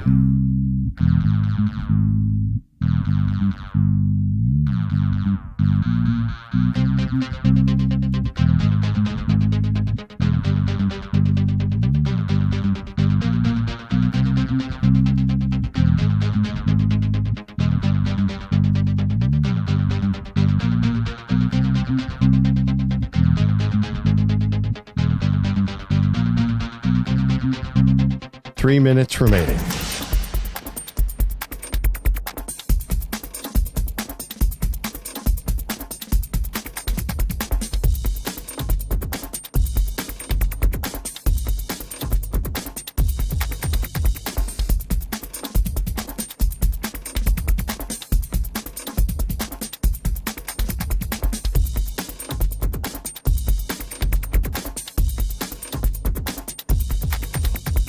Two minutes, 30 seconds remaining.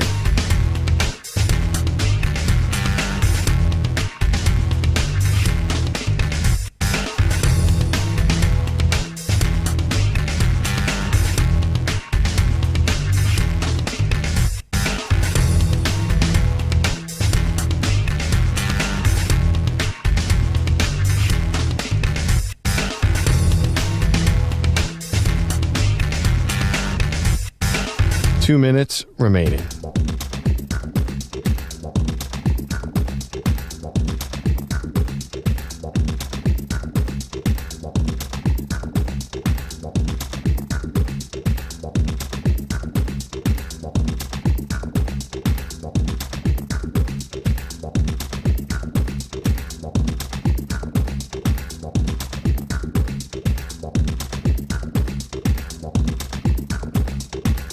One minute, 30 seconds remaining.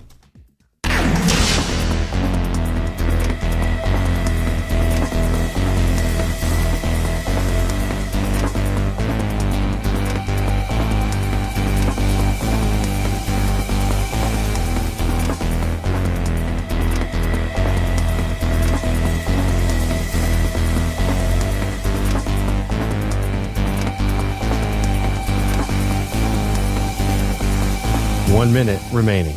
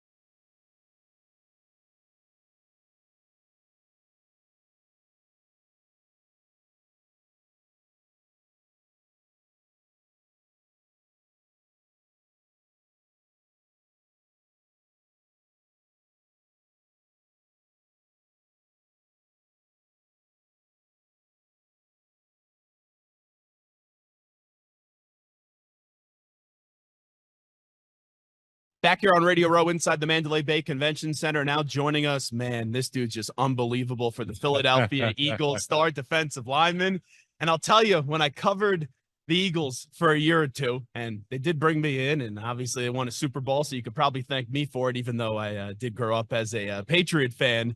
Anytime this guy would hold court in the locker room, it was always a show. It was always something. And you were right next to Chris Long in the locker, Brandon Graham as well, Jason Kelsey.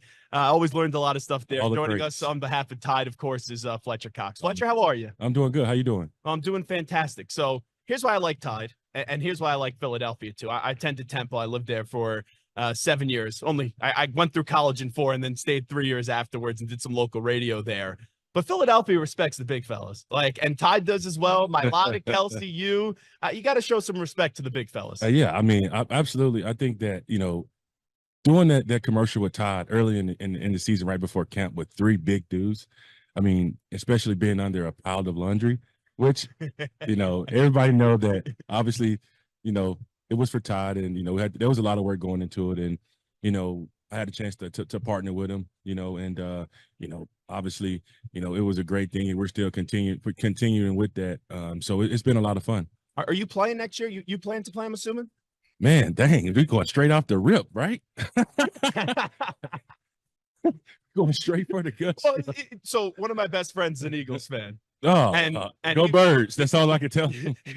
he wasn't all that happy going into the playoff game, but he kind of felt, he goes, man, Brandon Graham's getting up there in age. Fletcher Cox has been here forever. You got Jason Kelsey. There's all this retirement speculation. I'm just wondering if you're going to play next Let's just year. keep it all speculations, and we're just going to leave it at that. All right. It's just all everything is speculation these days. So, there's nothing I've thought about. There's nothing that's crossed my mind.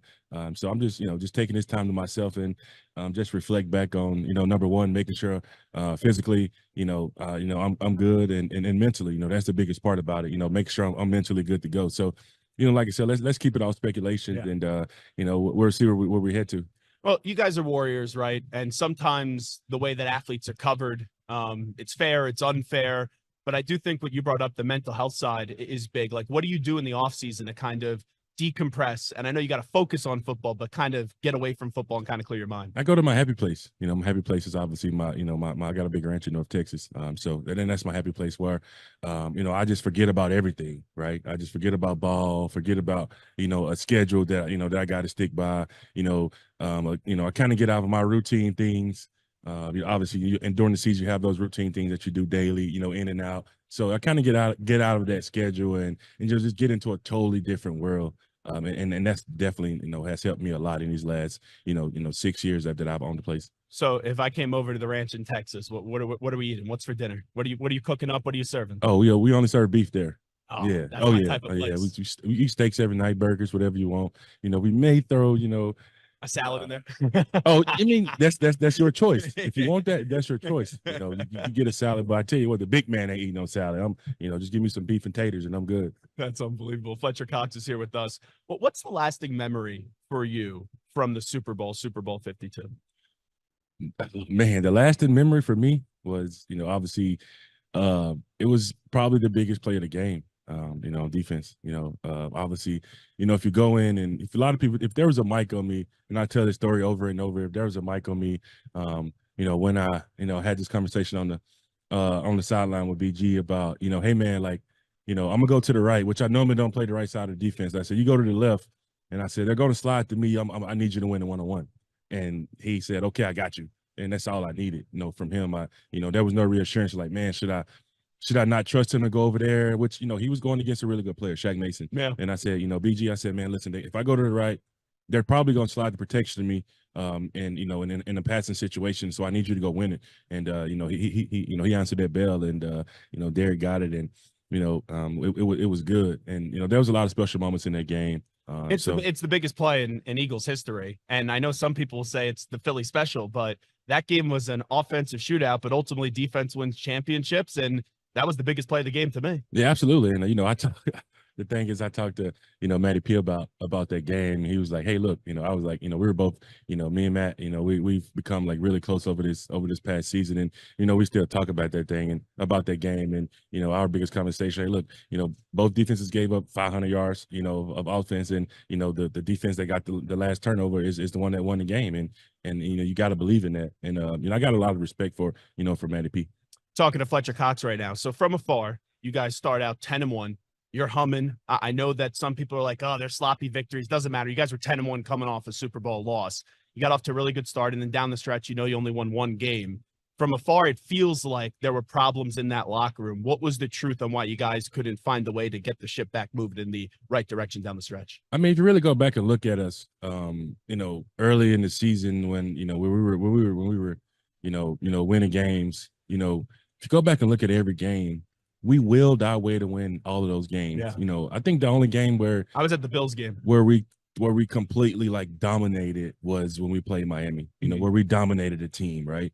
You know, you got to look at we went in overtime with the Commanders. You know, we were close game with Dallas. You know, we willed our way to a lot of those wins, and you know that's what good football teams do. You know, and down the stretch, you know, it's just one of them things where you know you can't put your hand on what happened. You know, obviously, but you know, it sucks the way that it ended. You know, I feel, you know, that I feel like as a team that and as a player, we probably could have done better. And you know, obviously, you know, we went in the first round of playoffs and got eliminated, and that's not something that you want to do for a team that started 10-1. So, I mean, as a player, and you learn from those mistakes, and you really try to put your finger on what went wrong. Everyone's going to talk about Nick Sirianni. I think we've spent a month talking about Nick Sirianni. I know you have defended him. You just tell me why Nick Sirianni is the right coach for this team moving forward. And he's the guy. There's no question about it. I think he's the guy. And this year and going forward, the guy. I mean, Coach. Nick has took the organization to 3 playoff appearances, 1 Super Bowl appearance in his few years there. And every great team. And I said all the time, every great team go through, faces adversity. Some teams respond, some don't. And that's the biggest thing. And no matter how good you are, you're going to go through that adversity. I just take, for example, the 49ers, they lost 3 in a row in the regular season. And, they're a really good team. I respect that team. Right. Yeah. And they're a really good team, and they went through that adversity but they dug their way out of it. Does it annoy you when Debo says that the Eagles and 49ers isn't a rivalry because you guys couldn't keep it close this year? I respect Debo, Yeah, and, he doesn't like me. Hang up the phone at me this offseason. So, I respect Debo, and, you can definitely voice your opinion on anything. I wish him luck. And, he's a great player, and, he got a chance to play in this league for a long time. Who wins the game on Sunday? I mean, I don't care. Yeah. It don't matter. It don't affect me, but the biggest thing is you just want to see Jason Kelsey ripping his shirt off, I'm assuming? Man, I just, I'm really rooting for our Mississippi State guys. All the guys from Mississippi, like Chris Jones and Willie Gay, and those guys that represent our state. Again, in the Super Bowl. So you got to pull for your home state guys. Tell me what you're doing today on behalf of Tide. Just on behalf of Tide, man, just tackling every pod on and off the field, baby. You already know. If I trust him, you should too. All right, and here's the last thing I got to ask you. It's our biggest question of the week. Travis Kelce, Taylor Swift, are they going to eventually get engaged? Oh, that sounds like a them problem. That ain't a me problem. So you're like a maybe. You're like a maybe. I mean, I like Travis. I respect him. Yeah. I think that he's found a love life, and that eventually he'll probably feel the pressure and get it done. Well, he's focused probably on another ring, and that's what he could win on Sunday. Fletcher Cox, great to see you. Thanks so much for doing this. Yes, sir. Thank you. There he is, Fletcher Cox, joining us on Radio Row, and we try to get some clarity on what happened with the Eagles.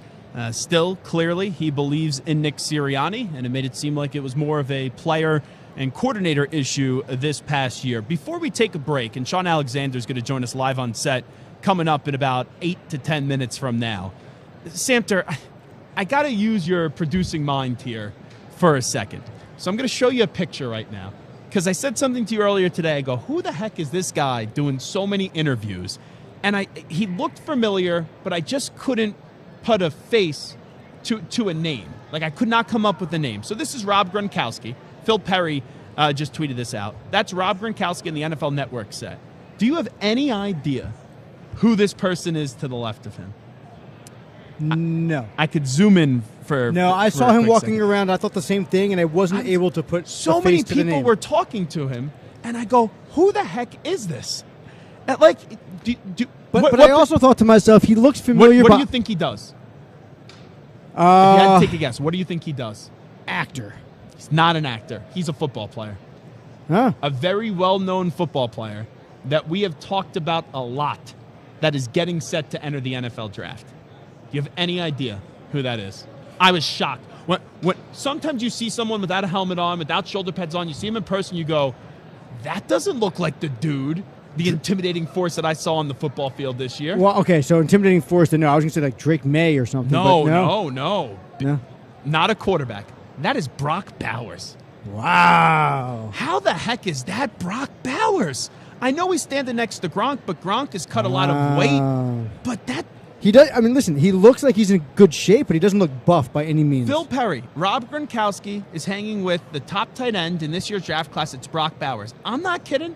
If you would ask me what this guy does for a living, I would have thought he's just a jacked UPS driver. That's interesting. I thought he was a jacked UPS driver.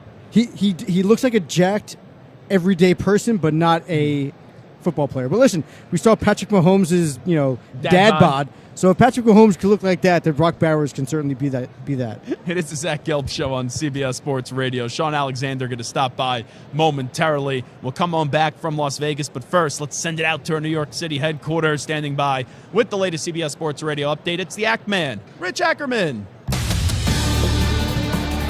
CBS Sports Radio.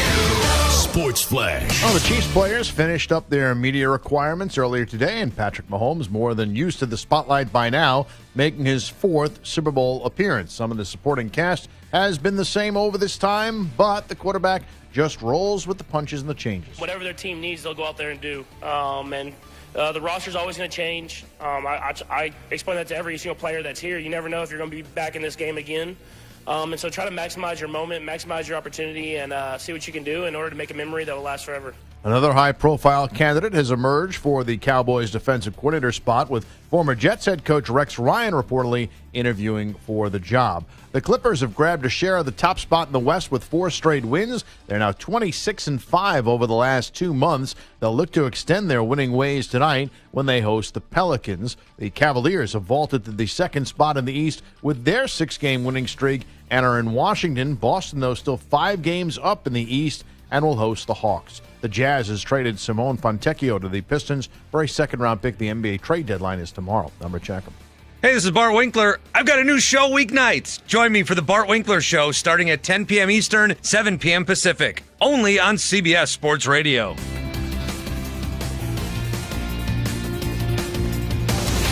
CBS Sports Radio.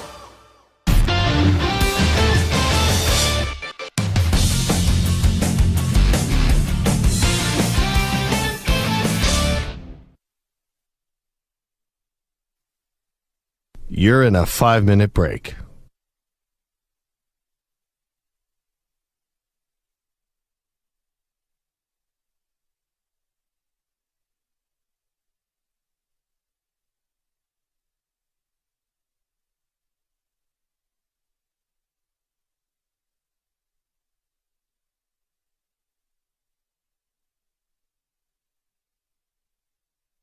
Four minutes, 30 seconds remaining.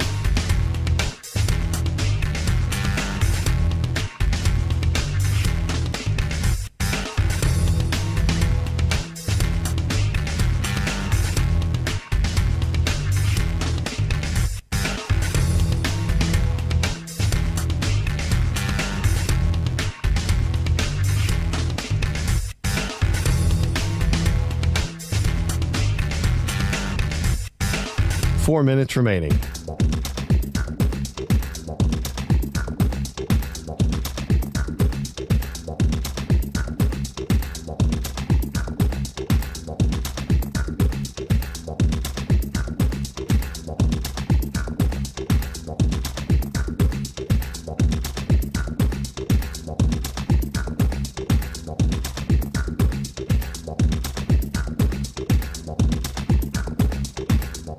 Three minutes, 30 seconds remaining.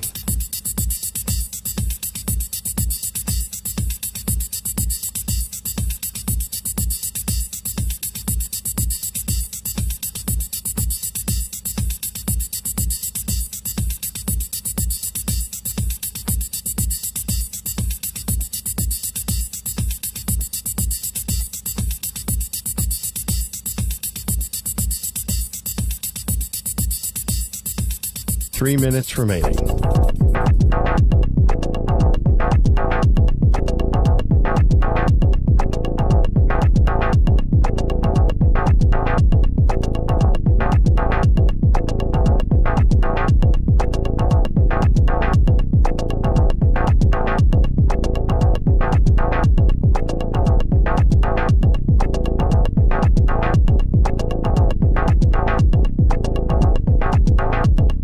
Minutes, 30 seconds remaining.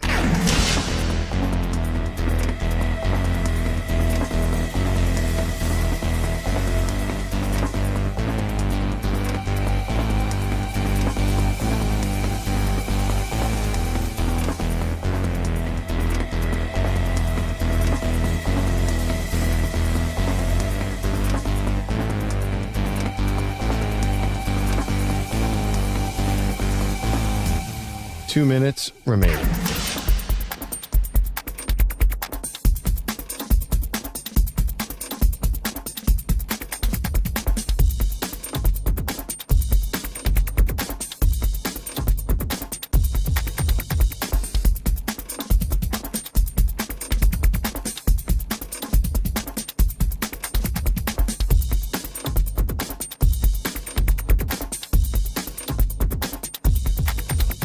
One minute, 30 seconds remaining.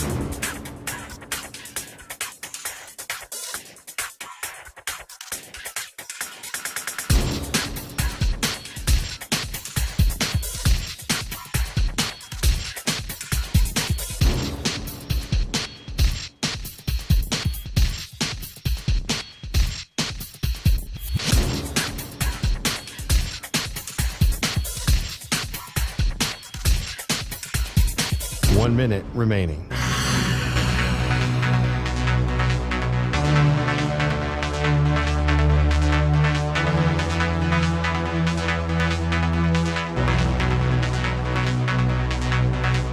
Forty-five seconds remaining.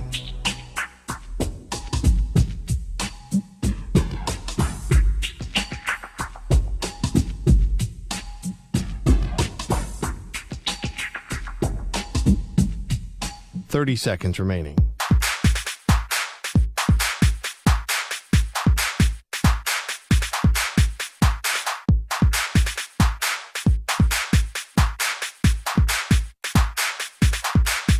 Fifteen seconds.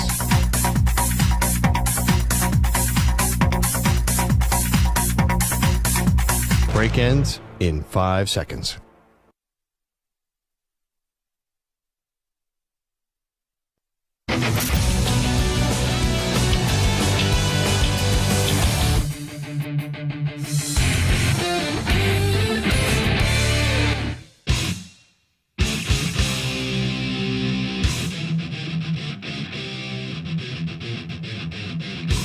Now back to the Zach Gelb Show. So we're inside the Mandalay Bay Convention Center. It is the Zach Gelb Show on CBS Sports Radio. And if you're not watching us on youtube.com/CBS Sports Radio, my back is turned to everybody else. So I have no clue who is walking behind me. And I just feel as if someone's going to like pop up one day and just kind of like put me in a noogie or something like that. Oh, there he is. Oh, is that Sully? My guy Sully is here. Let me tell you, the Las Vegas Golden Knights game last night, Sully, he's the Don of Las Vegas. And everyone walking around, oh, you know Sully? You know Sully? You know Sully? The guy that basically founded Metallica last night, sitting next to me at the hockey game. First thing he says to me, oh, nice VG gear that you're wearing. You know Sully? And I go, of course I know Sully. Everyone knows Sully around here. We're going out to dinner tonight with Sully. And I'm telling you, Sully's mad at me. Because I said Sully's favorite restaurant last week is Dank. I just said it's Dank. Dank to me means good. You know, sorry I'm young. Sorry I am, I don't want to say hip, into it. What's the word that I'm looking for here, Samter? What's the word that I'm looking for? Let's get Samter's mic on here. Crunk? No, that's not the word. But I'm just telling you, it's just like one of those words, Dank. If I say Dank, it means good. And Sully thought that meant bad. And he got all mad at me and all caught up in his feelings. But it's fine. We'll eat some good Italian food tonight.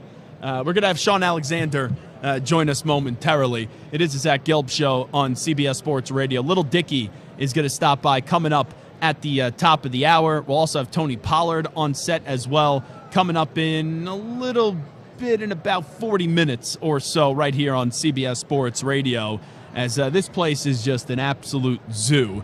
CJ Stroud is going to join us tomorrow on the show, and I'm looking really forward to that conversation with CJ Stroud of the Houston Texans. And, you know, we got a chance to talk to Odunze today, and you've seen how people are thinking about him. Justin Jefferson stopped by, right? Jefferson tells us 4 years ago when we had him on, he told us he was going to be the best wide receiver in the NFL, and look at that. So it's cool when you sometimes get to know these guys a little bit younger and you see what they turn up developing and turning out to in the NFL. But I was really impressed with Odunze. And a year ago, no one would have been thinking that C.J. Stroud would have been one of the better quarterbacks in the league. But there is no doubt about it. With what he has done, I already think I think he's the 5th best quarterback in football entering this season. And that is some big-time, high-time praise. But that's just how sensational C.J. Stroud was in his rookie year. And look who's joining us right now. My guy, Shaun Alexander, the former NFL MVP. He should be in the Pro Football Hall of Fame. And let's just do this right out of the gate as Shaun Alexander joins us. Stand Together Foundation and Cafe Momentum. The floor is yours right out of the gate, because I know what happens. When we talk, eventually the music's going to come on up. They're going to be like, get him off the stage or take care of what you got to take care of first. Yeah, so of course I'm here to tell the great news of what's happening with Stand Together Foundation and Cafe Momentum. Stand Together Foundation is about 800 of some of the most successful businessmen and women and philanthropic leaders in the country. They've put their money together and their think tanks and business people together to help some of the greatest foundations do some great things. And we call it tackling some of the country's biggest issues. And one of them is juvenile justice system. And Cafe Momentum is basically a restaurant that takes kids that are juveniles that are in the instead of them going to juvie, they're actually making them come and volunteer and actually a paid internship at their restaurant. And we started in Dallas, and we've seen kids go from, I think recidivism is at 45% in our country, and with the Cafe Momentums, it's at 11%. And I told Chad, I said, Chad, we could put one of these in every NFL city. And so these kids are going through a year internship, and we're seeing as I call it, the social work psychologists. We call them the aunties, the uncles, the big brothers that they need in their lives. And we're just seeing these kids succeed. They're actually gaining true identity and learning who they really could be. And they're not going back to prison at the rate that it is. And so now we have one in Nashville, one in Pittsburgh. We're about to open Denver. We're about to open Atlanta. We've got the ground set for Houston, Miami, and Tampa, and it's just exciting. Shaun Alexander here with us. I know we talked throughout the year. How many kids do you have now, by the way? We just had, in July, number 13. 13? Yeah, 10 girls, 3 boys. It's pretty exciting to be around the house. And so the youngest is a newborn. How old is the oldest child? Our youngest is Judea. Judea is now 7 months. Wow. And the oldest is? Heaven is our oldest, and she is a sophomore at Liberty. She is 20 years old. Wow, that's 13 children. Yep. Thanksgivings must be fun in your house. It is so live every single day. And watching my second oldest, Trinity, she actually runs track at Liberty now, so she's a freshman. And then Eden, who we love to brag about, she's a junior in high school, but she was a high school All-American in track. Oh. Them girls got wills, and then the boys come. So it's 3 wonder girls where they first. got it from. Yeah. Their mama. They got it from their mama. I know she's fast. It'll be forever to catch her. Talking to Shaun Alexander right now. So it's weird. Every time I see you, and I love talking to you, I'm pissed though. Yeah. Because I look around, and I've been saying this now for the last 2 years. You should be in the Pro Football Hall of Fame every year. The stinking results come out. There's not even a mention of you. You didn't play long enough, but you had 100 career touchdowns. You won an MVP, and you played in a damn Super Bowl. What is there to say anymore at this point? Because it honestly annoys me that you don't even get a sniff. It's wild because the whole idea of not playing enough actually should validate that I should get in. Huh? Yeah. So, I just kind of watch everything. I try not to make it too big of a thing, but I just came from Mobile, Alabama, where they had the Senior Bowl 70th anniversary, the all-time team, and the running backs are Curtis Martin, LaDainian, Thurman Thomas, and me. And we're all hanging out there, and they're all talking this and that, and they're all like, "How are you not in the Hall of Fame?" Like, right? Like at one time they get in there, you have to be the best player, and they're like, "Shoot, you was for like 2 or 3 years." And LaDainian's like, "Yeah, he definitely was," And you have to go out there and do something special, and I did, and I feel like some of it is kind of like how football's gone today. On one end, I had a great offensive line. I had Walter Jones and Steve Hutchinson on my left side, and they are Hall of Famers. And sometimes it seems like, well, anybody can run to that. And I'm always like, yeah, but if you're the number one, you could have played anywhere. Yeah, I could have. But if you're, I'm not diminishing the offensive lineman. No. It's the most important thing for a running back, for a quarterback. You had great offensive linemen, but you could have gone anywhere and had a great career. I think so, and I think that it's one of those things like people forget that I was the number one high school player when they were talking about 5 stars and this. I was the number one in high school, and then I shattered all the Bama records. So when I got to the pros in Seattle, I was like, oh, okay. We're going to do it here, So I was shocked when they were like giving so much credit to not to me, but I've just tried to always keep it humble. But I feel like some of it is in Seattle, our coaches made it a point to make sure that it was Mike Holmgren, the passing system, yada, yada, yada. And I think some of it was twofold to help it make them not have to pay me a lot as a running back. And also because Mike was a passing guy. You know, he had Joe Montana, then Steve Young, then Brett Favre in Green Bay. Mm-hmm. So when he gets to Seattle, it's like, man, the best thing for us is probably to run the ball. But that's not how you like to talk. And I feel like that's the curve that's going on with today now. The running backs are not used a lot because they're always trying to throw it. And I feel like it's because coaches get paid so much now that they feel like, I got to do something to earn my pay. And it turns into a nasty conversation, Shaun Alexander, because Yeah. Tiki Barber works right next to us. Yeah. And I see Tiki every day. We get in the office at the same time. We Yep. leave at the same time. And he was a semifinalist this year for the Hall of Fame and didn't get down to being a finalist. And I looked at him and I go, congratulations. And I go, but what about Shaun Alexander? And he Yeah. goes, he should be right there. Yeah. And, you know, like, nothing against Tiki, right? My producer, Mike, he worked with Tiki for 10 years. He'll make the case for Tiki. Yeah. I said to Tiki, I go, it's weird because I love you, Tiki, but I almost have to talk down about you to kind of prop up Shaun. And that Yeah. shouldn't be the case because you should both be Hall of Famers. Right. And it gets weird when you have those conversations. And I feel like when I'm around all the other greats, like they forget that I'm not. Yeah. Because in their mind, I am. you Jerry know? Kramer, who eventually got in, the legendary Packers offensive lineman, would say the commissioner thought I was a Hall of Famer. John Hanna thought I was a Hall of Famer. That's the weird part when the guy running the league or the guys that are legendary players in the league are so surprised. And that's what it makes me mad. It makes me annoyed because no one even talks about it with you. Yeah. And I'm not just saying this because I like you and we're friendly, but 100 touchdowns and you didn't play long enough. Yeah. I mean, it should validate. Well, you know, one of my good friends is from Detroit, from Michigan, and I always say, he always talks about their greatest running back, and we always crack jokes because we're like, yeah, hey, that guy was amazing, but you know what's bigger than 99? 100. And so of course we're talking about Barry Sanders, who I like. He was like the goal. Like, okay, he had 99 touchdowns. I'm going to try to get 100. And so, like, he was the benchmark. So I would be playing games. Okay, hey, let's go. Let's crank this thing up. So me crossing over the 100 touchdown mark was like a goal set by a person that, you know, is arguably one of the best ever. You know what I mean? But if we were talking, I'd be like, hey, I scored more touchdowns than you. And for somehow that's not deemed as you could drop the mic on that one. Shaun Alexander Pretty here cool. with us. So were you more surprised about Pete Carroll basically getting fired from Seattle? I know that they dressed it all up. He has some advisory role. He got fired as the head coach, or Nick Saban retiring. And on the same day, I had so many people calling and asking, was I all right? You know, because both of those guys took over their jobs when I was retiring. And so, you know, Alabama always had open doors for me, and I only know it because Coach Saban was like, hey, you come in, that you have free reign to talk to the guys. These are your guys, man. Like, you come loving these guys. So walking them, dropping little nuggets, calling guys from Bama. That's how I've been, like, ever since I've retired. And then the same thing with Pete. From Pete coming in, he was like, hey, you know, Shaun, you built this facility, you know, man, you come in anytime you want. And so I was so loved by those coaches, and they both were championship coaches, and they did it right. Both of their styles were totally different. Yeah. But I really loved what they both did for the programs that I played at. You're right. It was the same that we start the show. First 2 hours was Pete Carroll. And then at 5 o'clock, Mike gets in my ear. He goes, we have breaking news. I go, what's the breaking news? And it was Nick Saban. I was like, crazy. Because he's a young 72, yeah, 71, however old he I understand NIL, transfer portal, it's all different. I never even thought that was a possibility.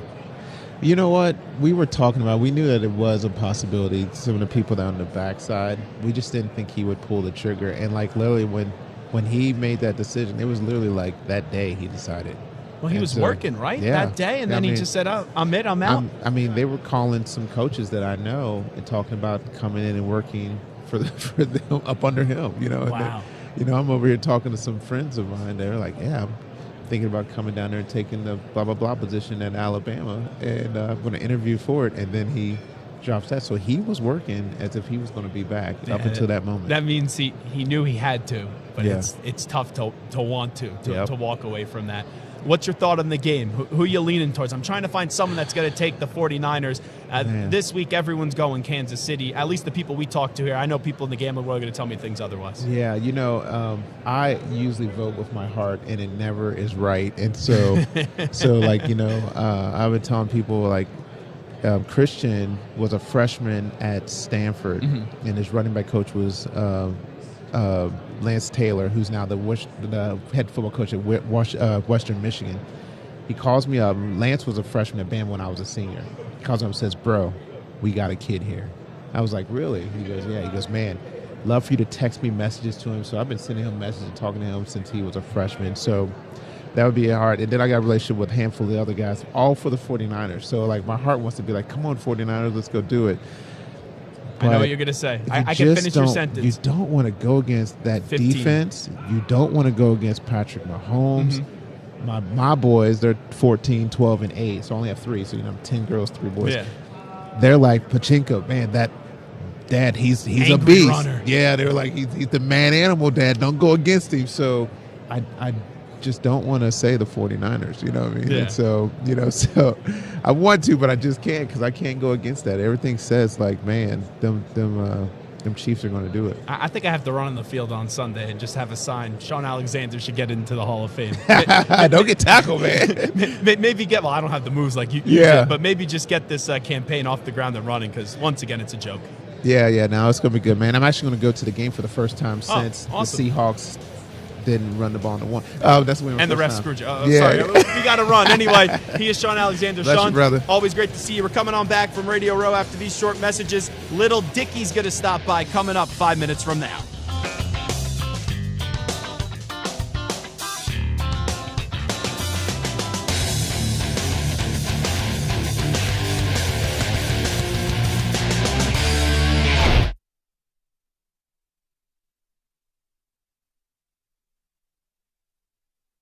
You're in a 5-minute break.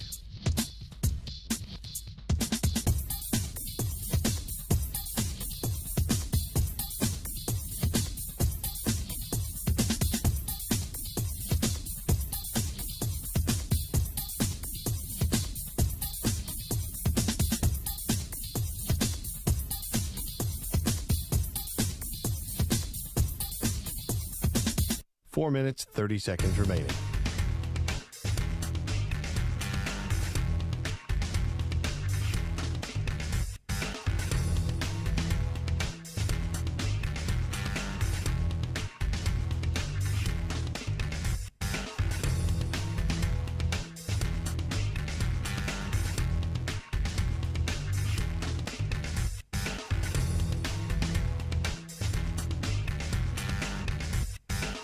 Four minutes remaining.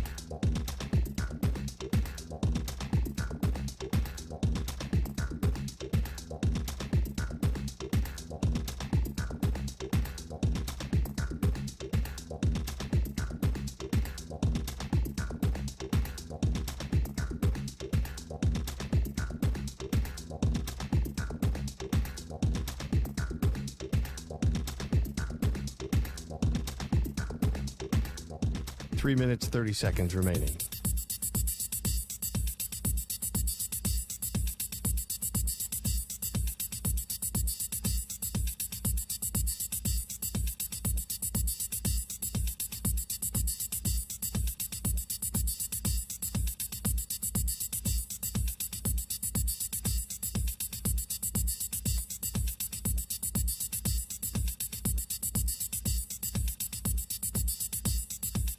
Three minutes remaining.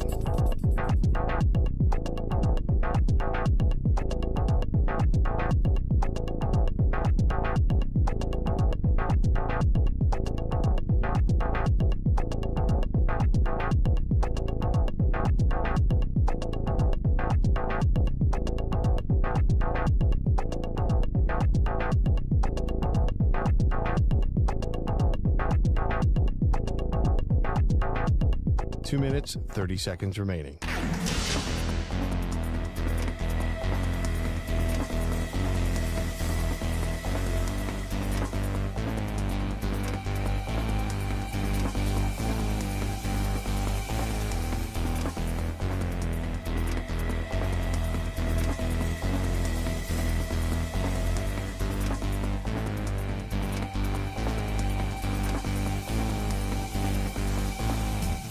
2 minutes remaining.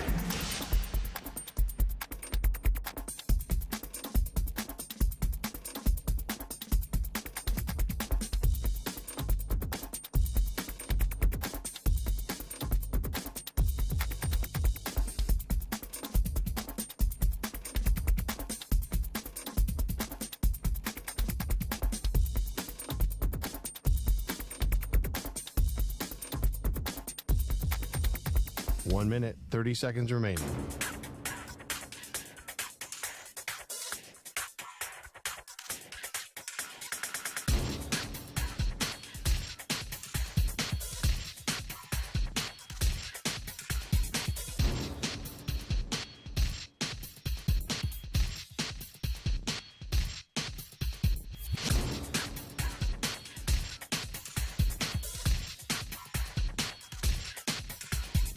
One minute remaining.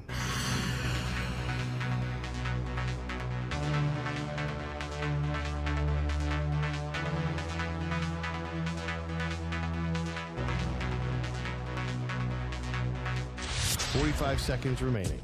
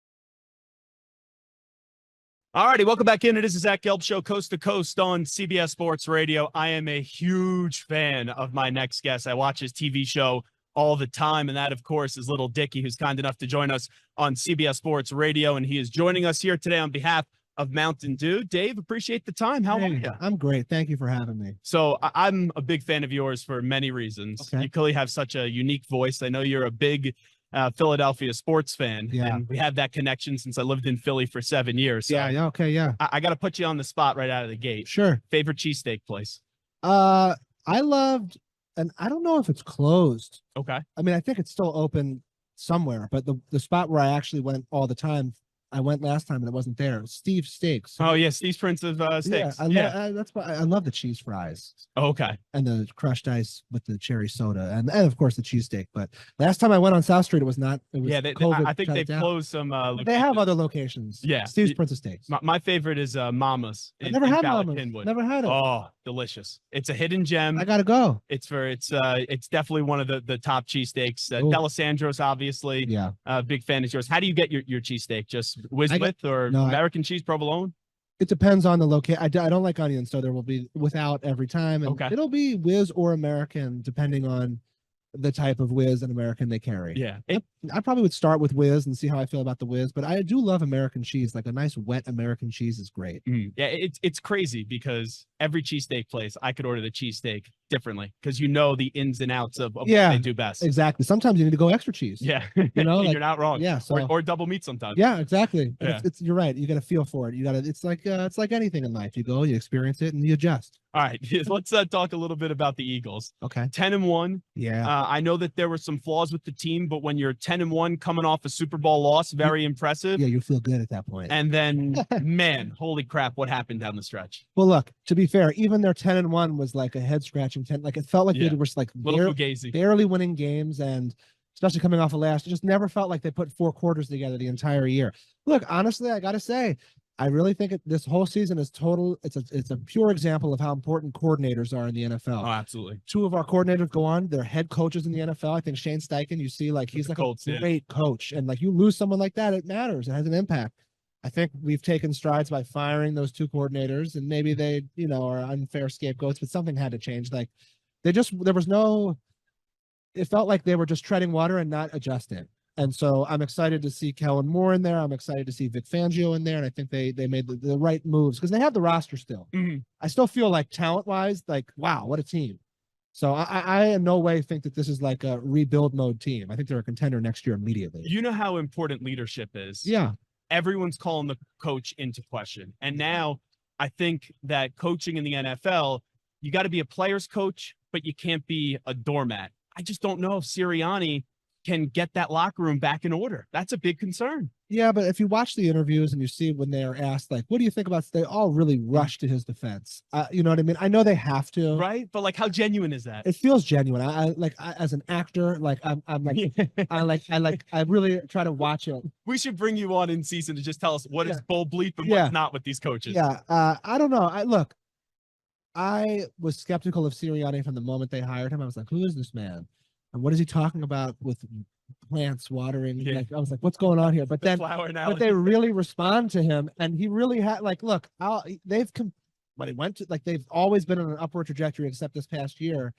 And any guy that he's the CEO of the team, like he's bringing in the right people. Typically, don't forget his original hires were all like, boom, head coach, like Super Bowl caliber team.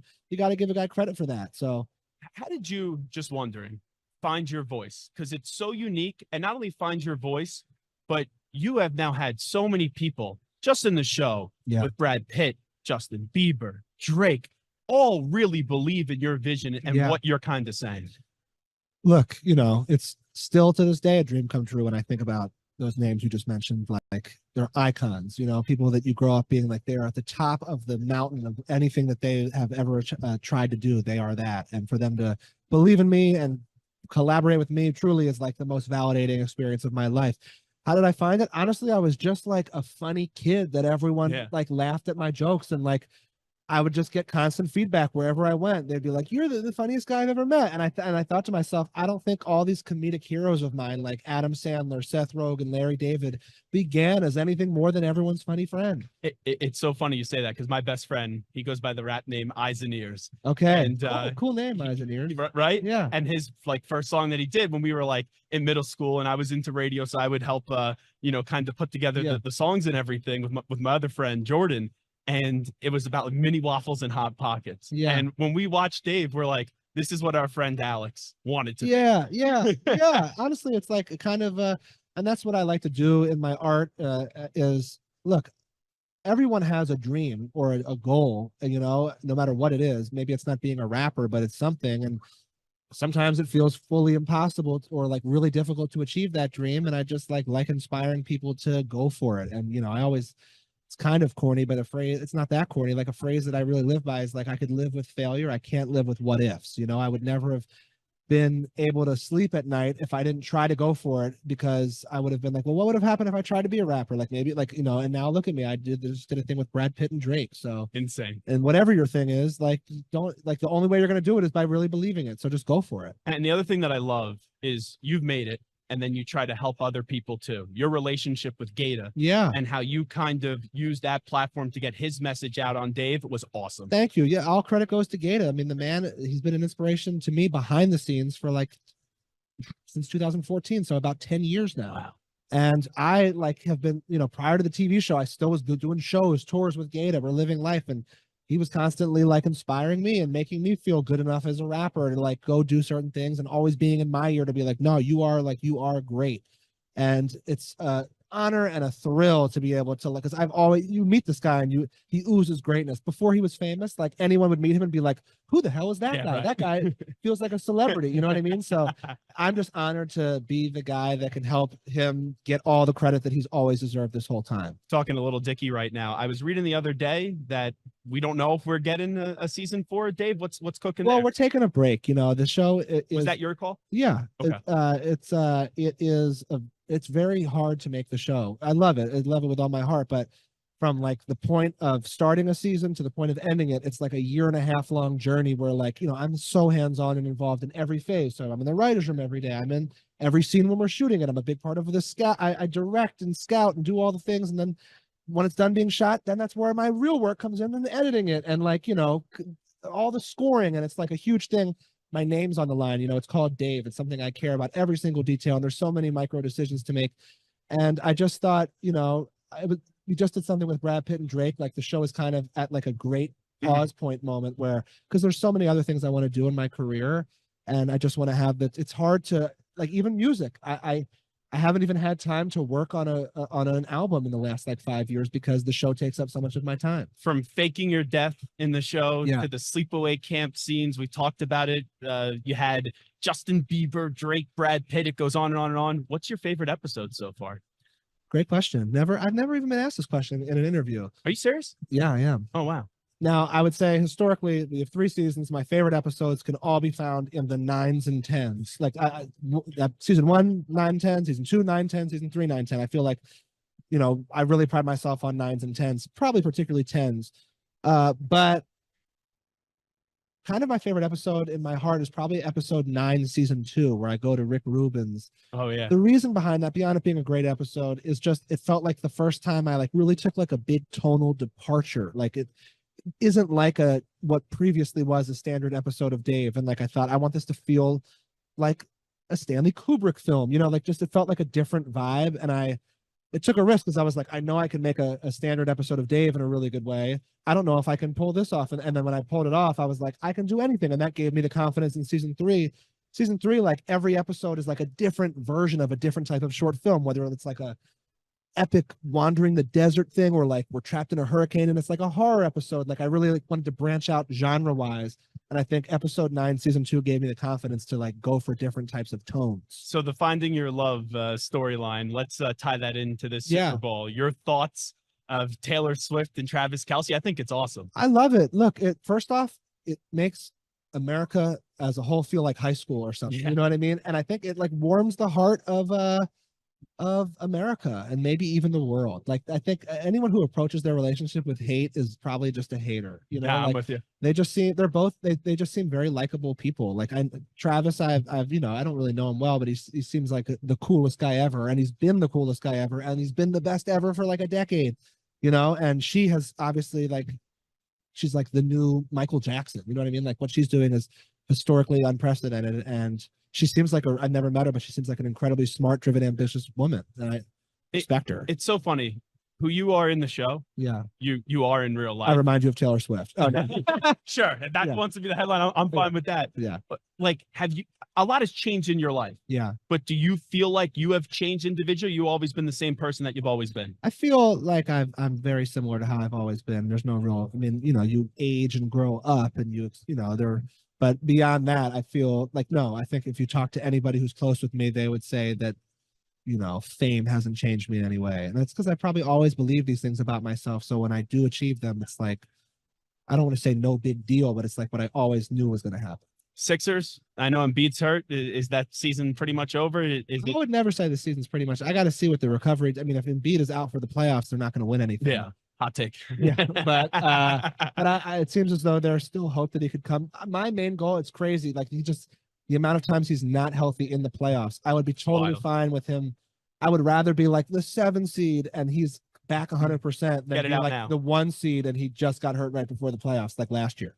Tell me a little bit about what you're doing today with Mountain Dew. Yeah, so I don't know if you're aware, Mountain Dew Baja Blast, the flavor, previously it was only really available in like Taco Bell when you go to the drive-thru, and I loved it. Whenever I'd go to Taco Bell drive-thru, I'd be like, what is this mysterious soda that is only being offered here? And I'm happy to be the man announcing that Baja Blast is now in stores nationwide, cans and bottles. You can get it anywhere, which is like, what a thrill.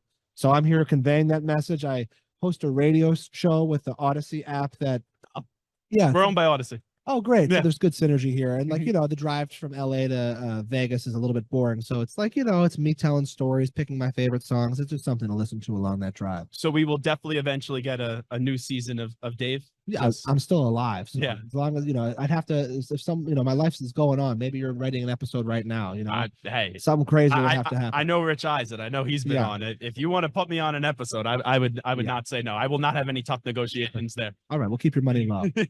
Well, 1 cent, I'm good. Yeah. Before we let you run, here's the multi-million-dollar question of the week: will they get engaged eventually? Not after the game, just eventually. Travis Kelce and Taylor Swift. Great question. I have no inside insight to this, so this is just me from afar. Feels like they're meeting each other at the right time. It feels like they're both at that age where they're ready to settle down. So I'm gonna say yeah. I'm gonna say yeah, but they're gonna get divorced. No, I'm joking. They're not gonna get divorced. I'm gonna say yeah. We've just started this today. A lot of yeses, a few maybes. No one has said no yet. What's this right here? No. Yeah, well, no one said it yet. Oh, okay. I'm gonna go yes. I think they are gonna get. But who the hell? I don't know. I have no idea. I've never been around them. They seem like. Look, it seems like, you're dating Taylor Swift. You probably better have your own shit going on. Yeah, too, right. You know what I mean? And so he is the Taylor Swift at what he does, and I think they both probably complement each other well, and I think they both have such mutual respect for each other, and they both seem like really good people at the end of the day. Well, a pleasure to meet you. Best of luck with everything, and thanks so much for doing this. Thank you for having me.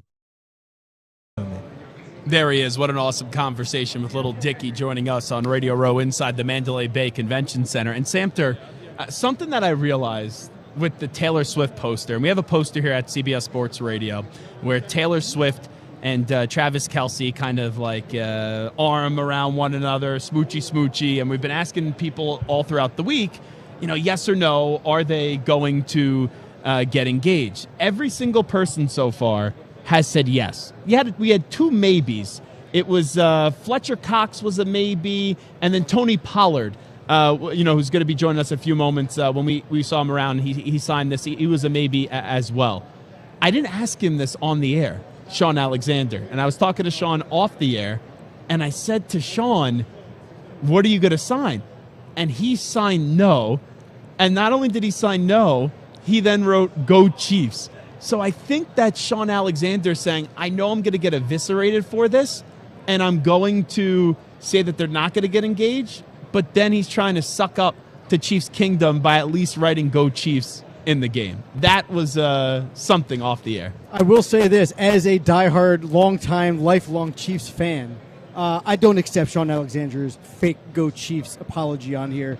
He's trying to break up the best couple in the history of sports. I'm very angry with Shaun Alexander. I also love there's like random times on X, Twitter, throughout the week when people are listening to our interviews, like when Maxx Crosby were on, someone's like, I love that Maxx Crosby interview until you were a clown at the end of the interview. And how dare you ask him if Taylor Swift and Travis Kelce are going to get engaged. Phenomenal interview with Maxx Crosby until that fangirl Taylor Swift clown question.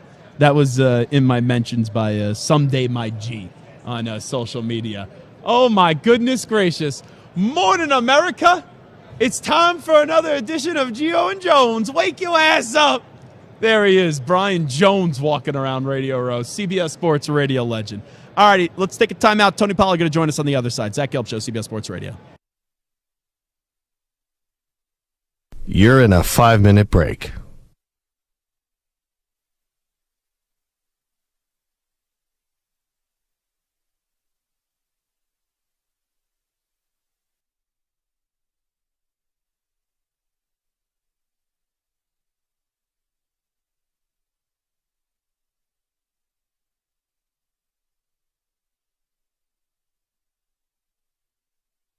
Four minutes, 30 seconds remaining.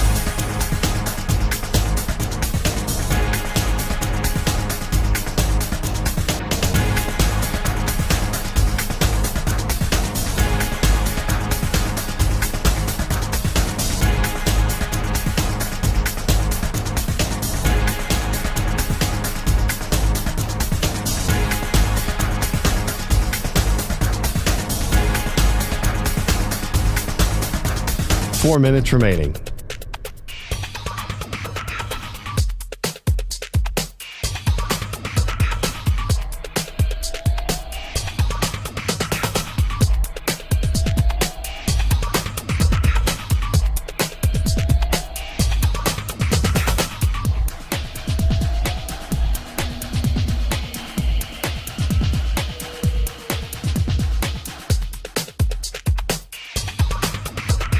3 minutes, 30 seconds remaining.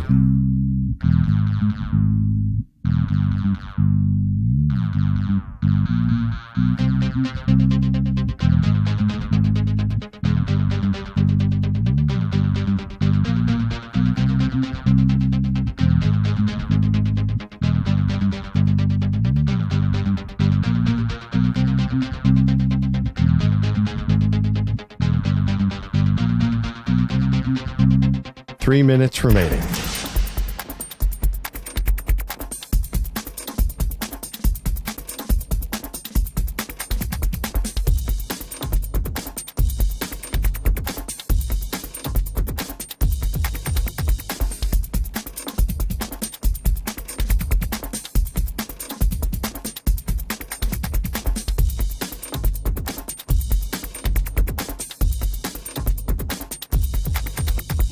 Two minutes, 30 seconds remaining.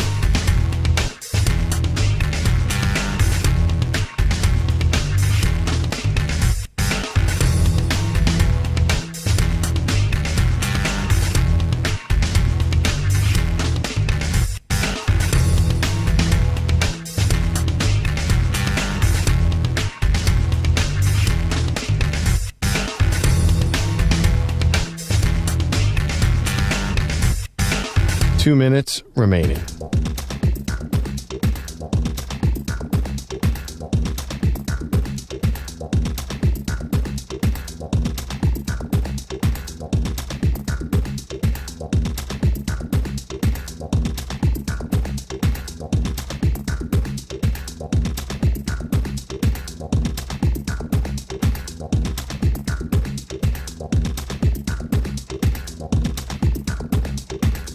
One minute, 30 seconds remaining.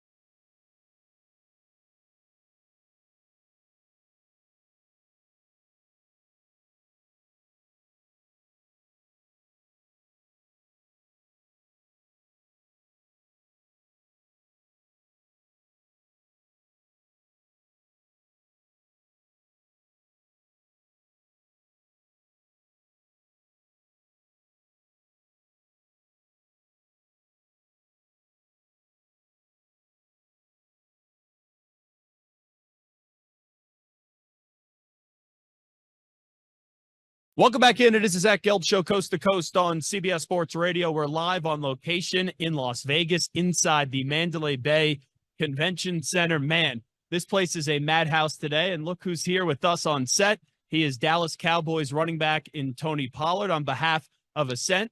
Tony, appreciate the time. Thanks for coming on down. How are you? Good. How you doing? Well, I'm doing fantastic. So we'll talk about Ascent in just a little bit.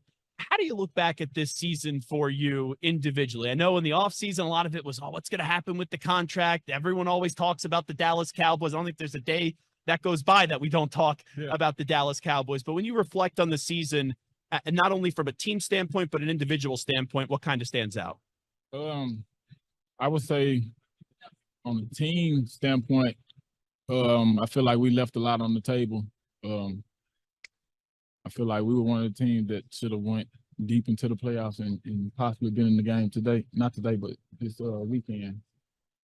Personally, I feel like I did pretty good, especially coming off of, a broken leg, torn ligaments in my ankle, and then still rush for 1,000 yards. I feel like it wasn't the prettiest, but it was a productive year for me. Yeah, and you know how this works, right? You have a season that is disappointing, but as you just laid out, you were coming off the injury in the 49ers game. Mhm. Who knows mentally and physically when you started to feel like yourself again, how much good football do you still think you have left in the body? Oh, I got a lot of football left in me. I'm good. Body wise, I'm great. Does a season like this kind of get that fire burning a little bit more? Definitely. It's frustrating. So just using that frustration and channeling it to some productive, and hopefully it shows on the field next year. What did the rehab process, just wondering, kind of teach you? Like, what did you learn about yourself through that tough time?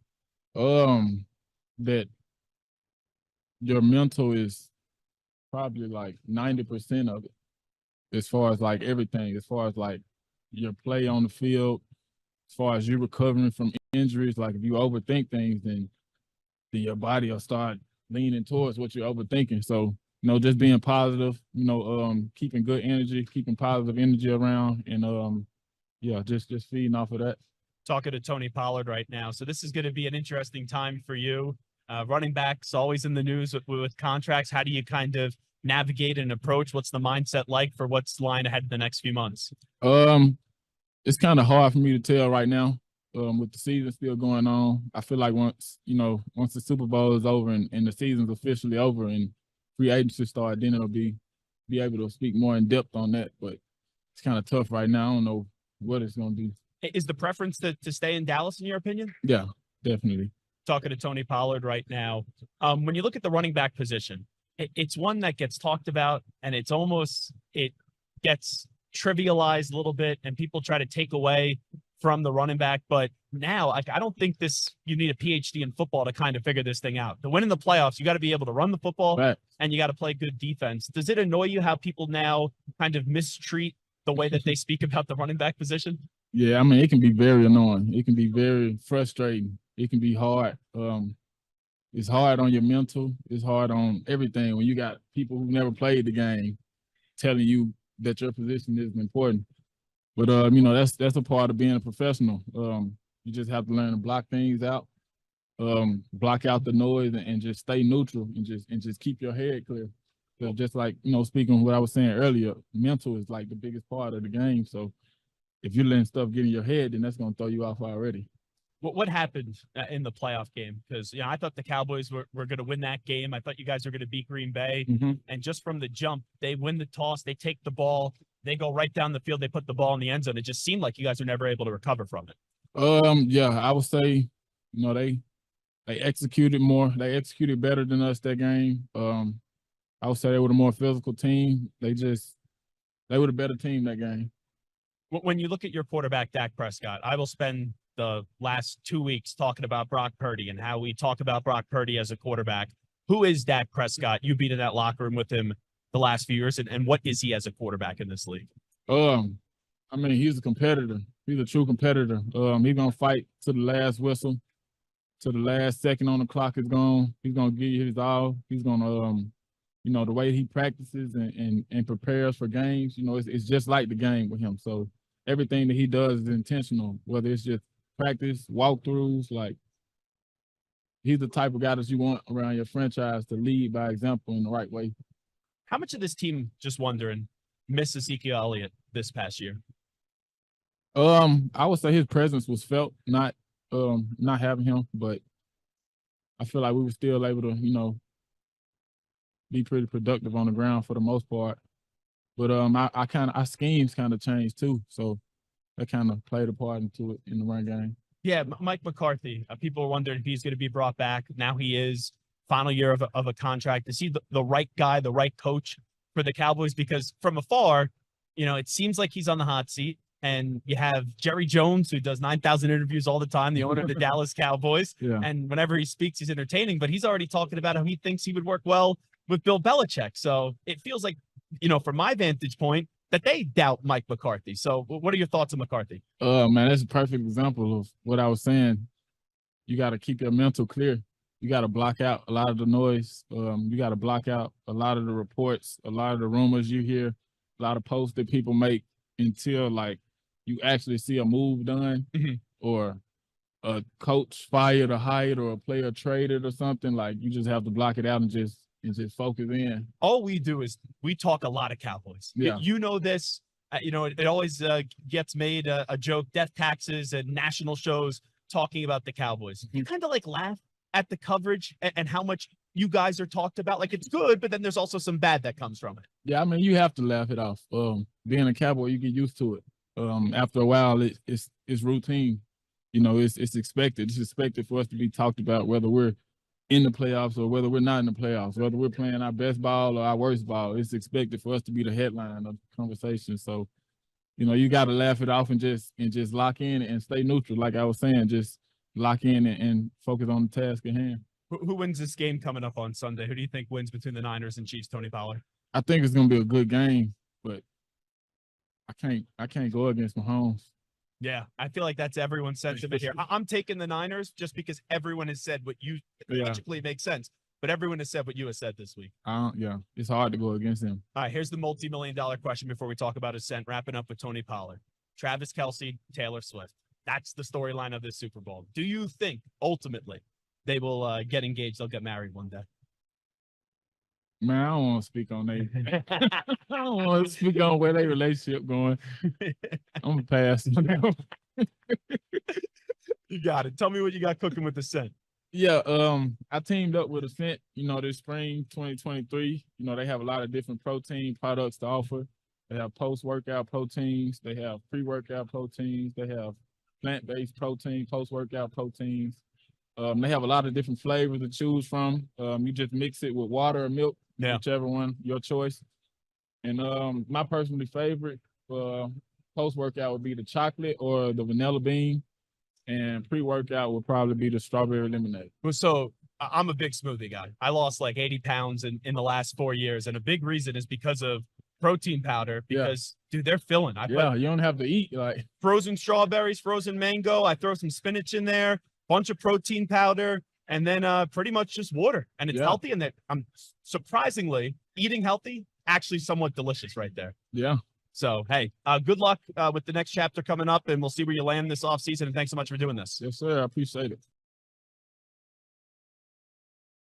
On the Zach Gelb Show on CBS Sports Radio. Hey, by the way, two pieces of college football information.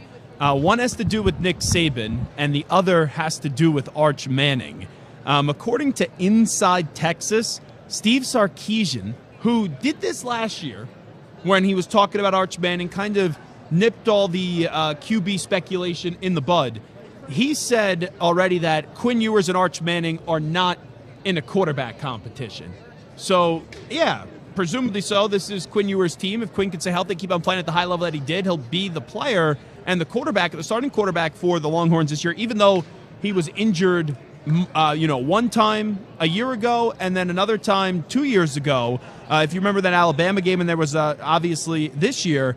So that Quinn's going to be the guy. But with all that being said, it's like, when do we start to see Arch Manning get on the field and actually start to play some football? And it seems like the Manning family, barring him, saying I'm going to go transfer away from the university, are fine with this plan for the intention to not be that that Arch Manning will not play his first 2 years at Texas. The other one, Nick Saban.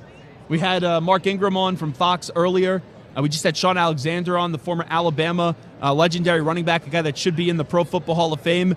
Nick Saban, one of the most accomplished and decorated coaches in college football history, is joining ESPN. Saban worked primarily as an analyst on set of College Game Day, but also will appear on the NFL Draft and SEC media coverage. And look at this, Mr. Longhorn himself, Brian Jones, who I know he's got to run, so just say hello to everyone. Hi, everyone. Horns down. Horns you down. Do the horns don't down. hit What's me. Wrong with That's you? Did we get that on camera? I'm suing Nick you. Saban didn't do the horns down. Yeah, and guess what? The horns whipped that ass. Horns down, and Arch Manning not going to be the guy next year. Man, I'm surprised. Those Texas guys, they're sensitive. Very sensitive. You had Rodney Terry bitching and complaining about horns down. Samter, I don't think I got hit as hard as Greg Giannotti once when he was working with Brian Jones. Or no, it wasn't Gio. It was Mikey B when he did a little horns down. That's a legendary story. But I think I'm bruised right now. I think my ribs are bruised. I'm going to have to file a lawsuit. I got hurt. I didn't see anything. I don't think the cameras were rolling. I've fallen and I cannot get up. Remember that? The Life Alert Of course I do. How do you not remember Life Alert? I just got assaulted by Brian Jones. We should put that clip out. CBS Sports Radio host gets assaulted by Brian Jones on Radio Row. Zach, I'll be honest with you, man. I thought you were a little bit tougher than that. No, I'm just kidding. I mean, he came with a little bit of a haymaker to the ribcage, but... Man, hit me hard there. I don't know how I'm going to survive. Well, we got some protection. I will survive. Hey. We got some protection coming by on the next segment. We got a surprise guest, offensive lineman, big-time friend of the show, joining us on the other side. We'll come on back from Radio Row. Zach Gelb here with you on CBS Sports Radio. But first, let's send it back to New York City. Here is with the latest CBS Sports Radio update, the Ackman, Rich Ackerman. CBS Sports Radio. Sports Flash. Well, the Chiefs are looking to repeat as champs and looking for their third title in 5 years. They've been so good, rarely missing a beat. In fact, they've been too good between their success and the Taylor Swift effect. Patrick Mahomes was asked earlier today if they've gone from loved to hated. Not necessarily. I think I just like winning. If you win a lot and that causes you to be a villain, then I'm okay with it. But at the end of the day, I'm going to enjoy playing the game and try to win as much as possible. Mahomes looking for title number 3. The Cowboys still looking for a defensive coordinator. There's been no shortage of qualified candidates, and another has emerged with former head coach Rex Ryan reportedly meeting with the team about its vacancy. Ryan hasn't been with an NFL team since 2016, but was on the Broncos' radar a year ago for the same post. The Cavaliers have the NBA's current longest winning streak, having won 6 in a row. The surge has moved them into the second spot in the East. They'll look to extend their streak tonight against the Wizards, and they still trail the East-leading Celtics by 5 games, who will host the Hawks tonight. The Clippers now in a 4-way tie for the lead in the West after 4 straight wins, and have a chance to take over sole possession tonight when they host the Pelicans, Denver, Minnesota, and Oklahoma City. All are idle. I'm Rich Ackerman. Hey, this is JR. Let's hang out weeknights here on CBS Sports Radio for my show, the JR Sport Brief, 6 p.m. Eastern, 3 p.m. Pacific. CBS Sports Radio.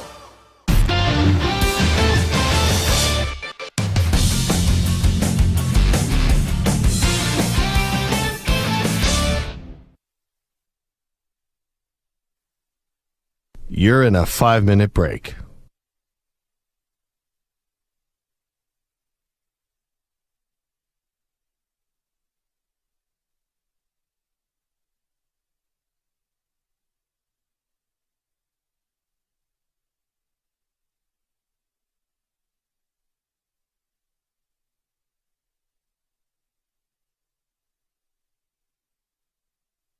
Four minutes, 30 seconds remaining.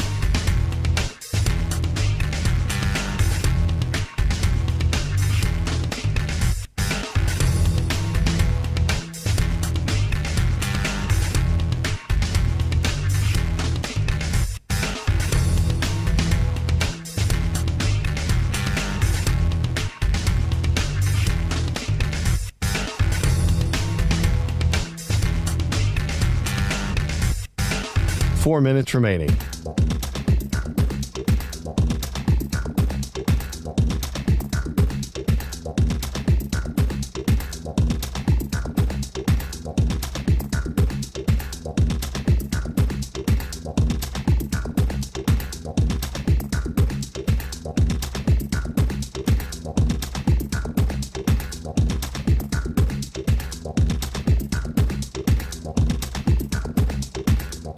Three minutes, 30 seconds remaining.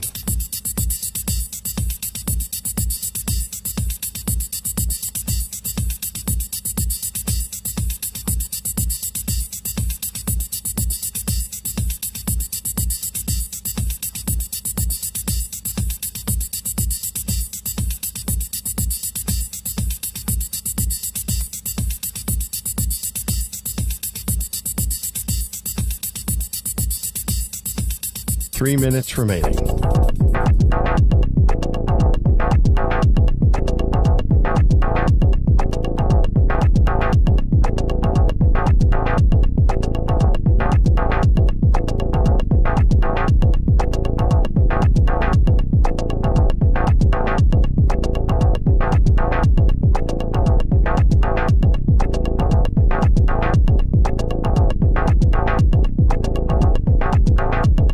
2 minutes, 30 seconds remaining.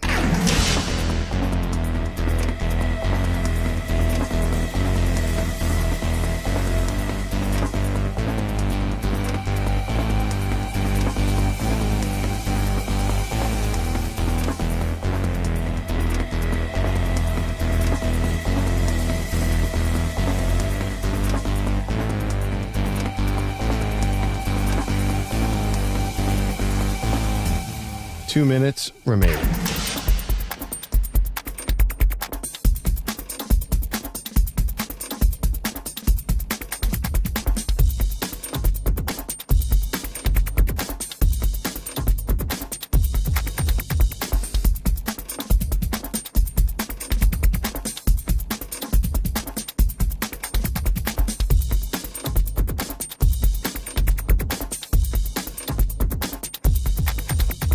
One minute, 30 seconds remaining.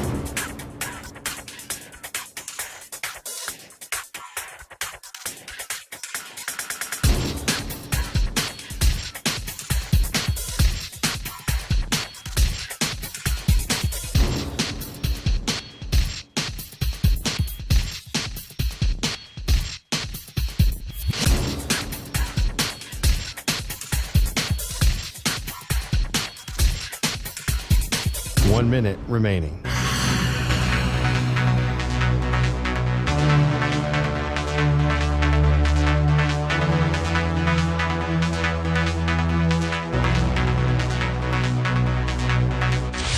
Five seconds remaining.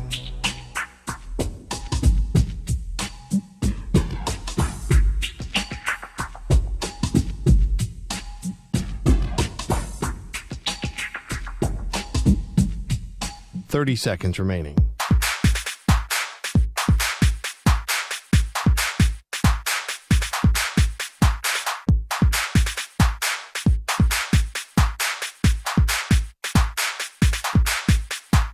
Seconds.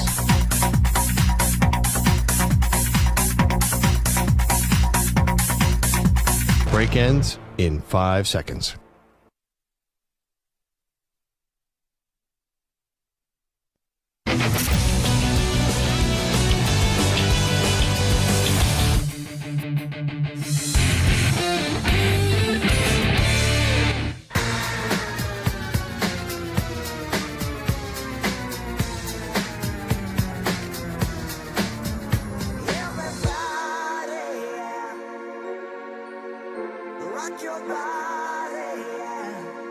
Hey, this is Howie. And this is Nick from the Backstreet Boys. And you're listening to the Zach Gelb Show on CBS Sports Radio. And guess what?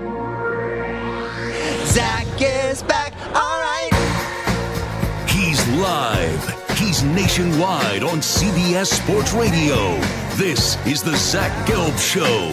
Alrighty, back inside Radio Row. It is the Zach Gelb Show on CBS Sports Radio in the Mandalay Bay Convention Center. What a loaded show this has been today. Justin Jefferson, Odunze, Mark Ingram, Maxx Crosby, Fletcher Cox, Shaun Alexander, Tony Pollard, Little Dickey, and we have one more surprise guest in the works right now. Should be joining us before we do say goodbye coming up in about 15 minutes. But first, it's time to answer Ask the Pros question of the day. It's brought to you by our friends at O'Reilly Auto Parts. Josh in Cleveland says, Zach, earlier in the show you had Little Dickey on. What's your favorite television show of all time? You could submit a question by tweeting at CBS Sports Radio or at Zach Gelb using the hashtag #AskThePros.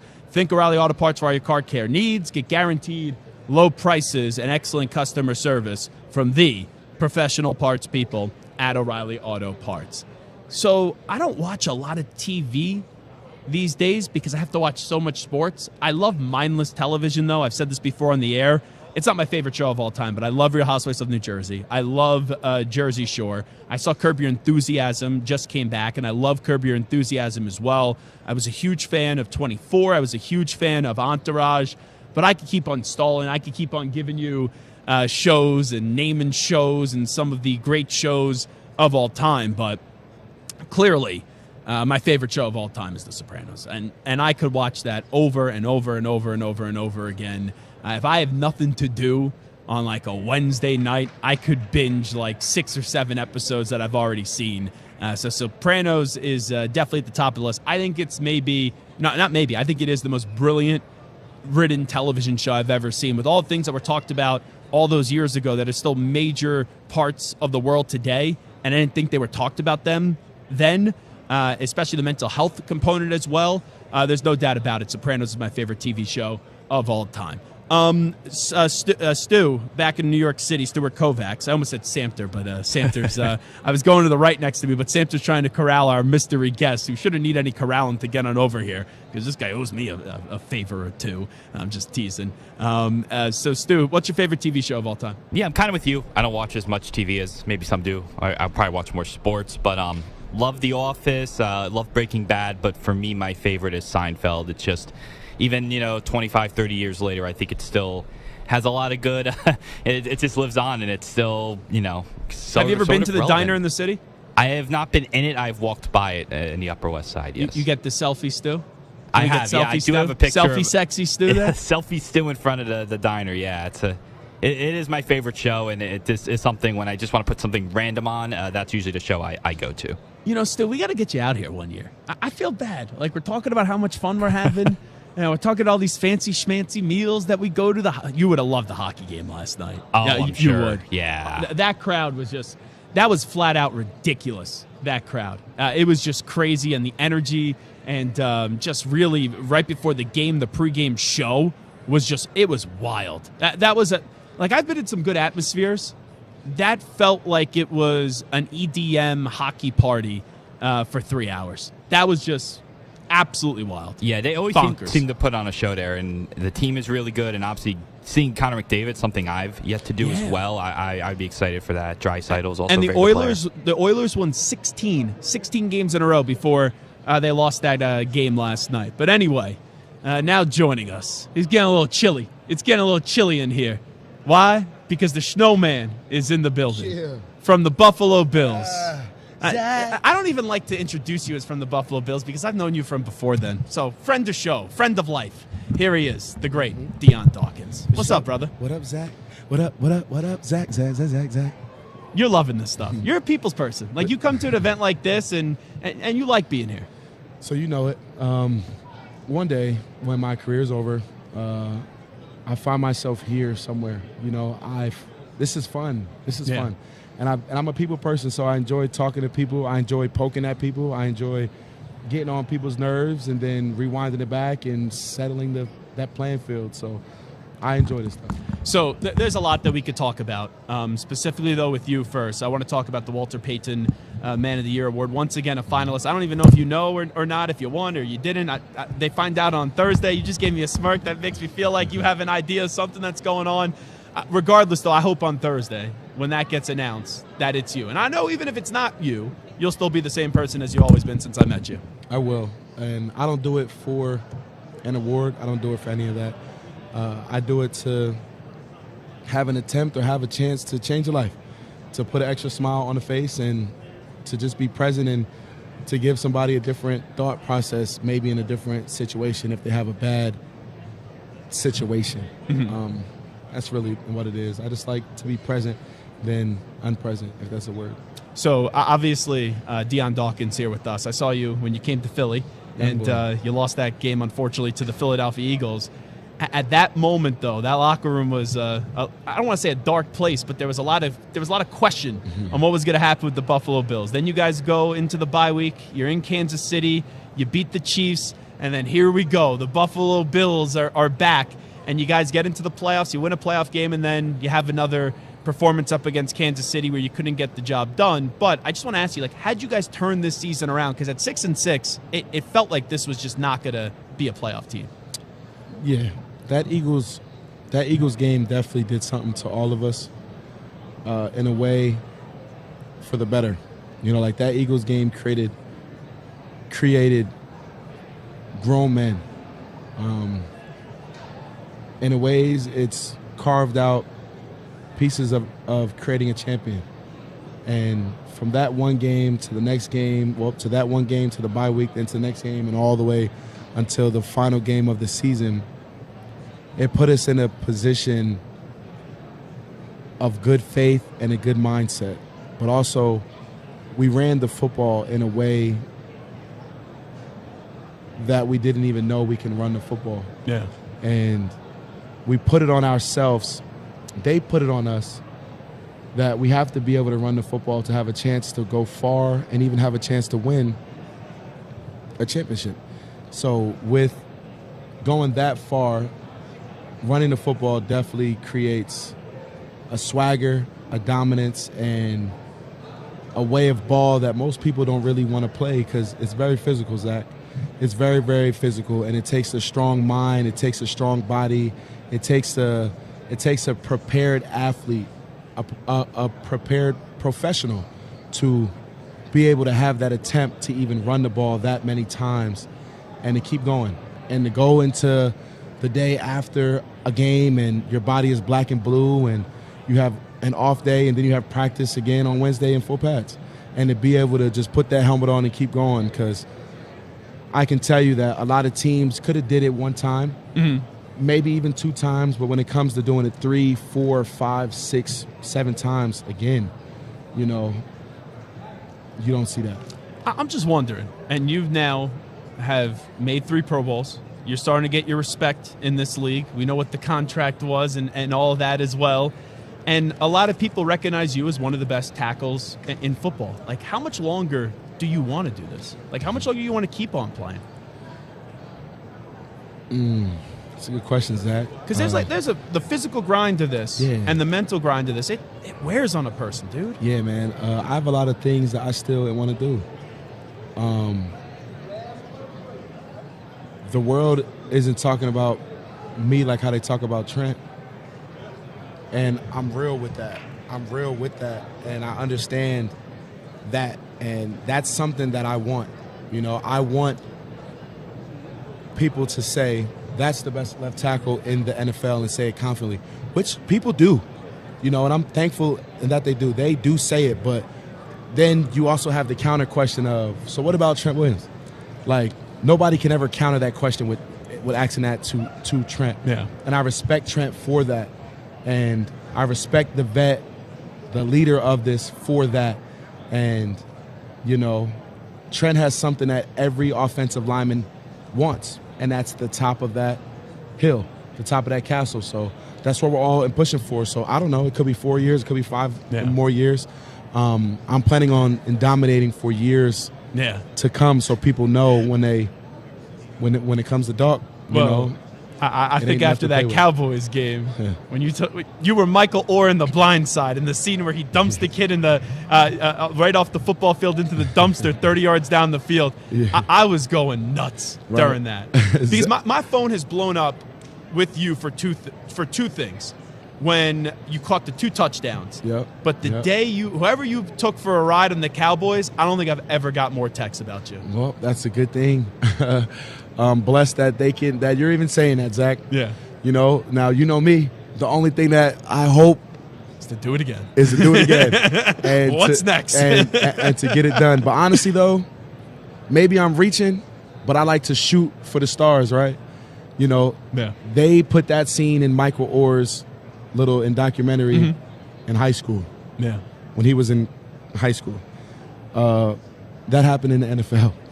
Wild. So, you know, I'm blessed and thankful that Coach Rule taught us to finish, and my Buffalo coaches taught us to finish, and I just played into the whistle, man.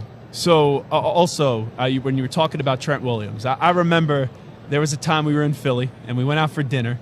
And you were this was right when you got out of college and you were getting ready for the draft, and you met up with Trent Williams when he was in town. You guys are close, right? Yes, we are. I seen Trent yesterday. Oh, yeah? Yeah, I seen Trent yesterday. How has he kind of been a mentor to you? It's everything. He's just big dog, man. He's literally just big dog.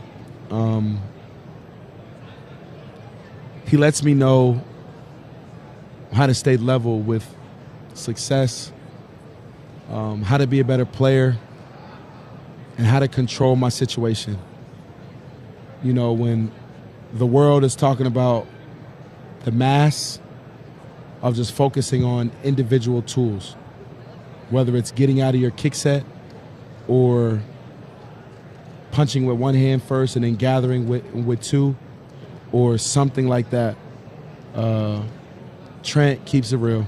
And for anybody that can just be honest when we live in a world full of yes men or liars, that's all I'm really could ever be and thankful for, that he's honest. And with me, like, Deion, look, like, if you're pushing for it, like you're doing good, but you need a little more. And the only thing missing from his Hall of Fame eventual resume right now is the Lombardi. Yep. And you know what? So many storylines we talked this week. Taylor Swift, Travis Kelce, Brock Purdy, Patrick Mahomes, just go on and on and on. Trent Williams wins a championship on Sunday. Man, how would that make you feel, and what response would it elicit from you? Man,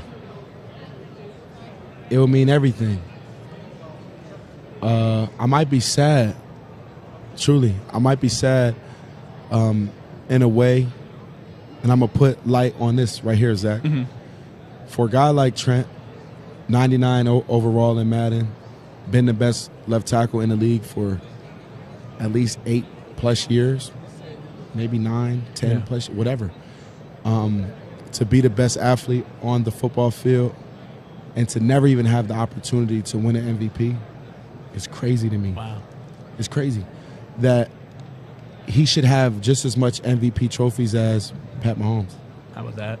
He should have a trench warfare general award that sits on his counter that he can look at and say, I'm the best NFL tackle for a reason. And that's what I want for a guy like him, because even though he's missing that in Lombardi, but he's missing some accolades that should have been there. Well, I love you. We got to bounce. The sure. show's over. This is how we end the show. Yeah. It's with the snowman, Love, Deion brother. Dawkins. Oh, look at that. Nice little nail polish right there. I know that's your baby girl that got you. All righty, we out. Talk to you tomorrow, everybody. Peace. Later.